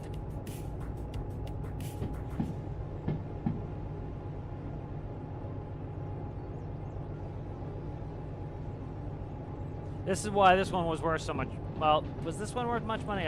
The other one was worth a lot of money. It just has a lot of drop-offs, so it's a bunch of work. They do a reasonable job, like even if that's not big of a job, it's like it's got a lot of stops. So you get paid a little bit of cash for it. It's a pain in the ass. So hopefully we move far enough past the switch to get on there. I think.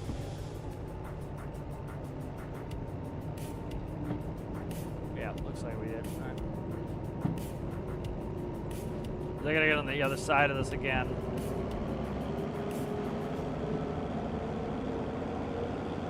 Oh no. No, I fucked this way. No, I'm alright. I can go either way. I guess I could have taken it that way. Maybe. No, I couldn't have got around it. I couldn't have got around it the correct way. Yeah, I could have. We would have been alright.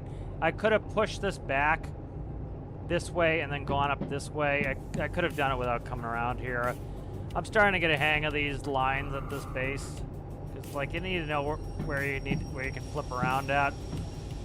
So I could have. There was a way to flip around. I don't have the brake on, so I'm gonna go put the brake on, make it a little bit easier to couple, because this one, being hydraulic, this one likes to push them away from itself.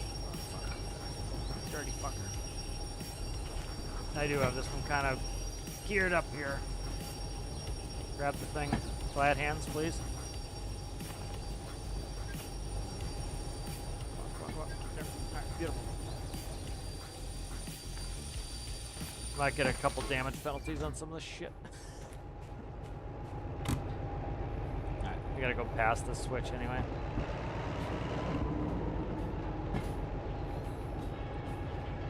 So they're talking about at some point adding like AI trains. That'd be kind of cool.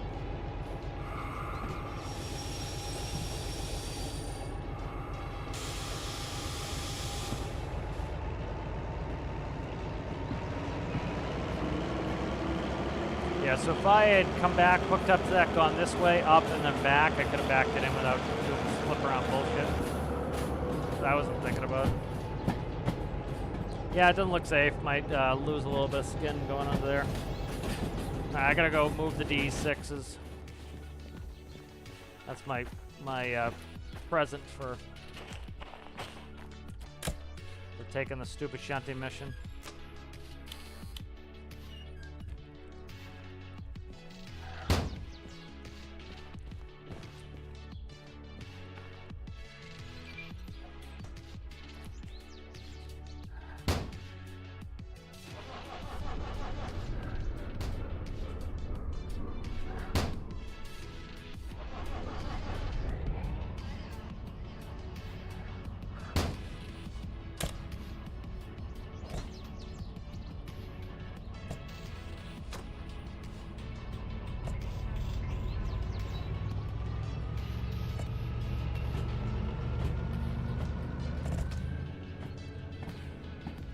I'm going to pull in there so I can do my fill up here.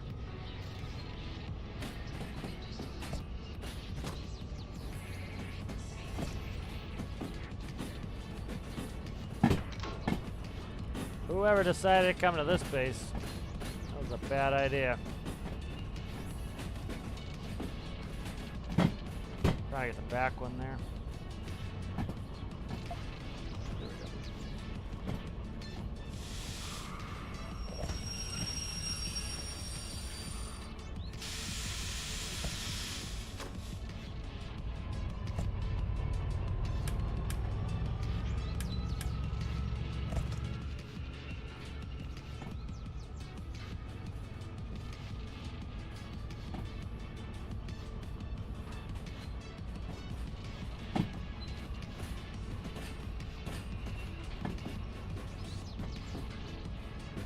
Adequately get by. I gotta get all those cars through here too. Hopefully it's not running. It goes uphill too coming out of here, so it's. I've got it coasting on hydraulic, so it will keep pushing itself, but it's got to go uphill to get out of here. So.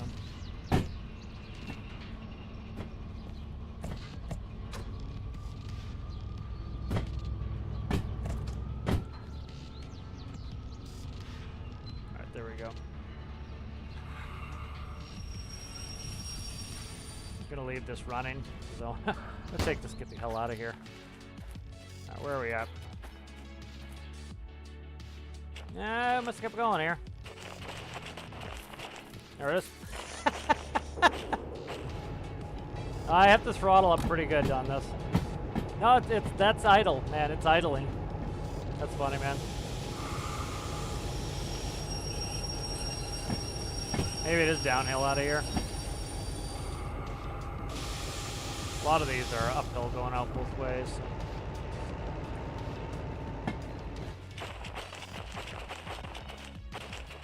Sorry about the fast movements here. Got to do it. Makes the car noise. I'm like, who the hell's coming at me?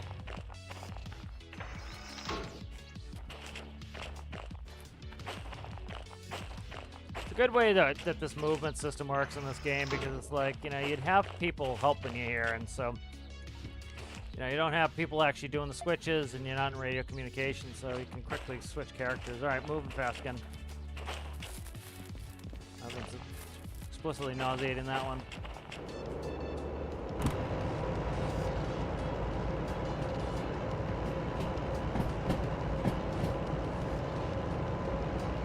Yeah, low graphics, I'd say, makes that's like, you know, VR. One of the reasons I get nauseous is, you know, the frame rates aren't high enough and these graphics aren't good enough. You get that stuff up, you don't get that.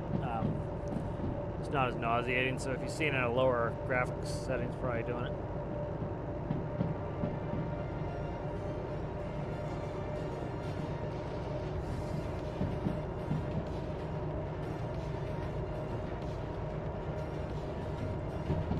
Let's see where we're at here. You don't need to come in this hot. Coming at 30, so we're all set up switch-wise. So.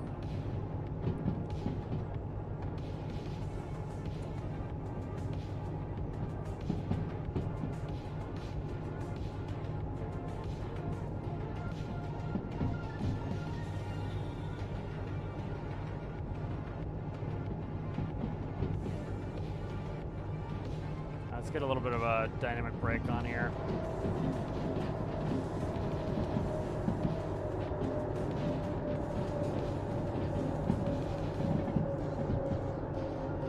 Next turn here, I don't want to be going full clip at.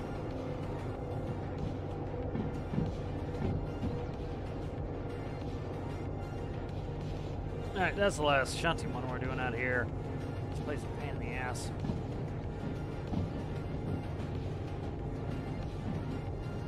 Yeah, I was looking at that. It's killing the average.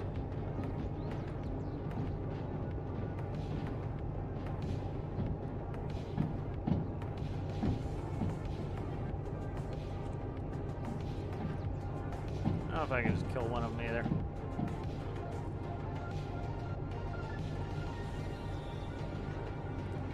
probably jump off after this anyway.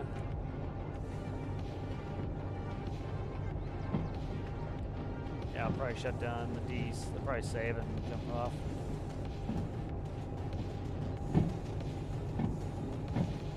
I get tired. Got up early today, so.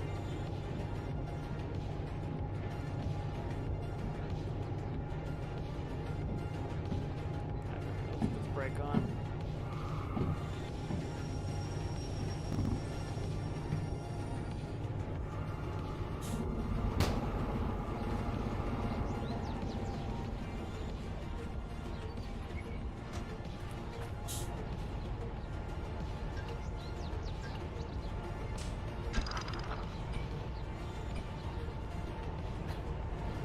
Alright, moving fast again.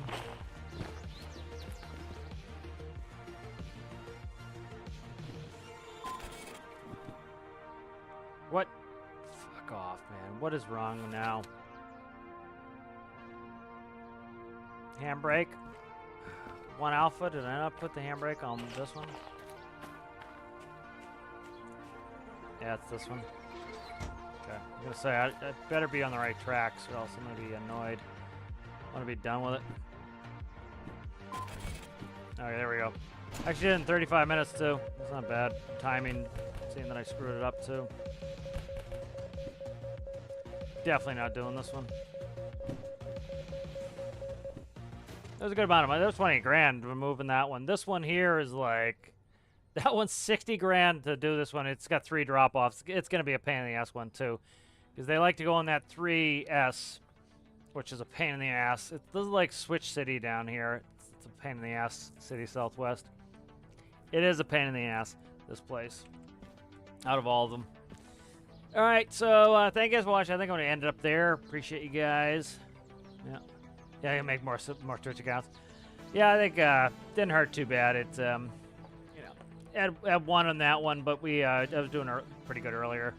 You know, so shouldn't hurt the average too much, but I appreciate you guys hanging out there as well. All right, guys, thanks for watching, and we'll see you in the next one.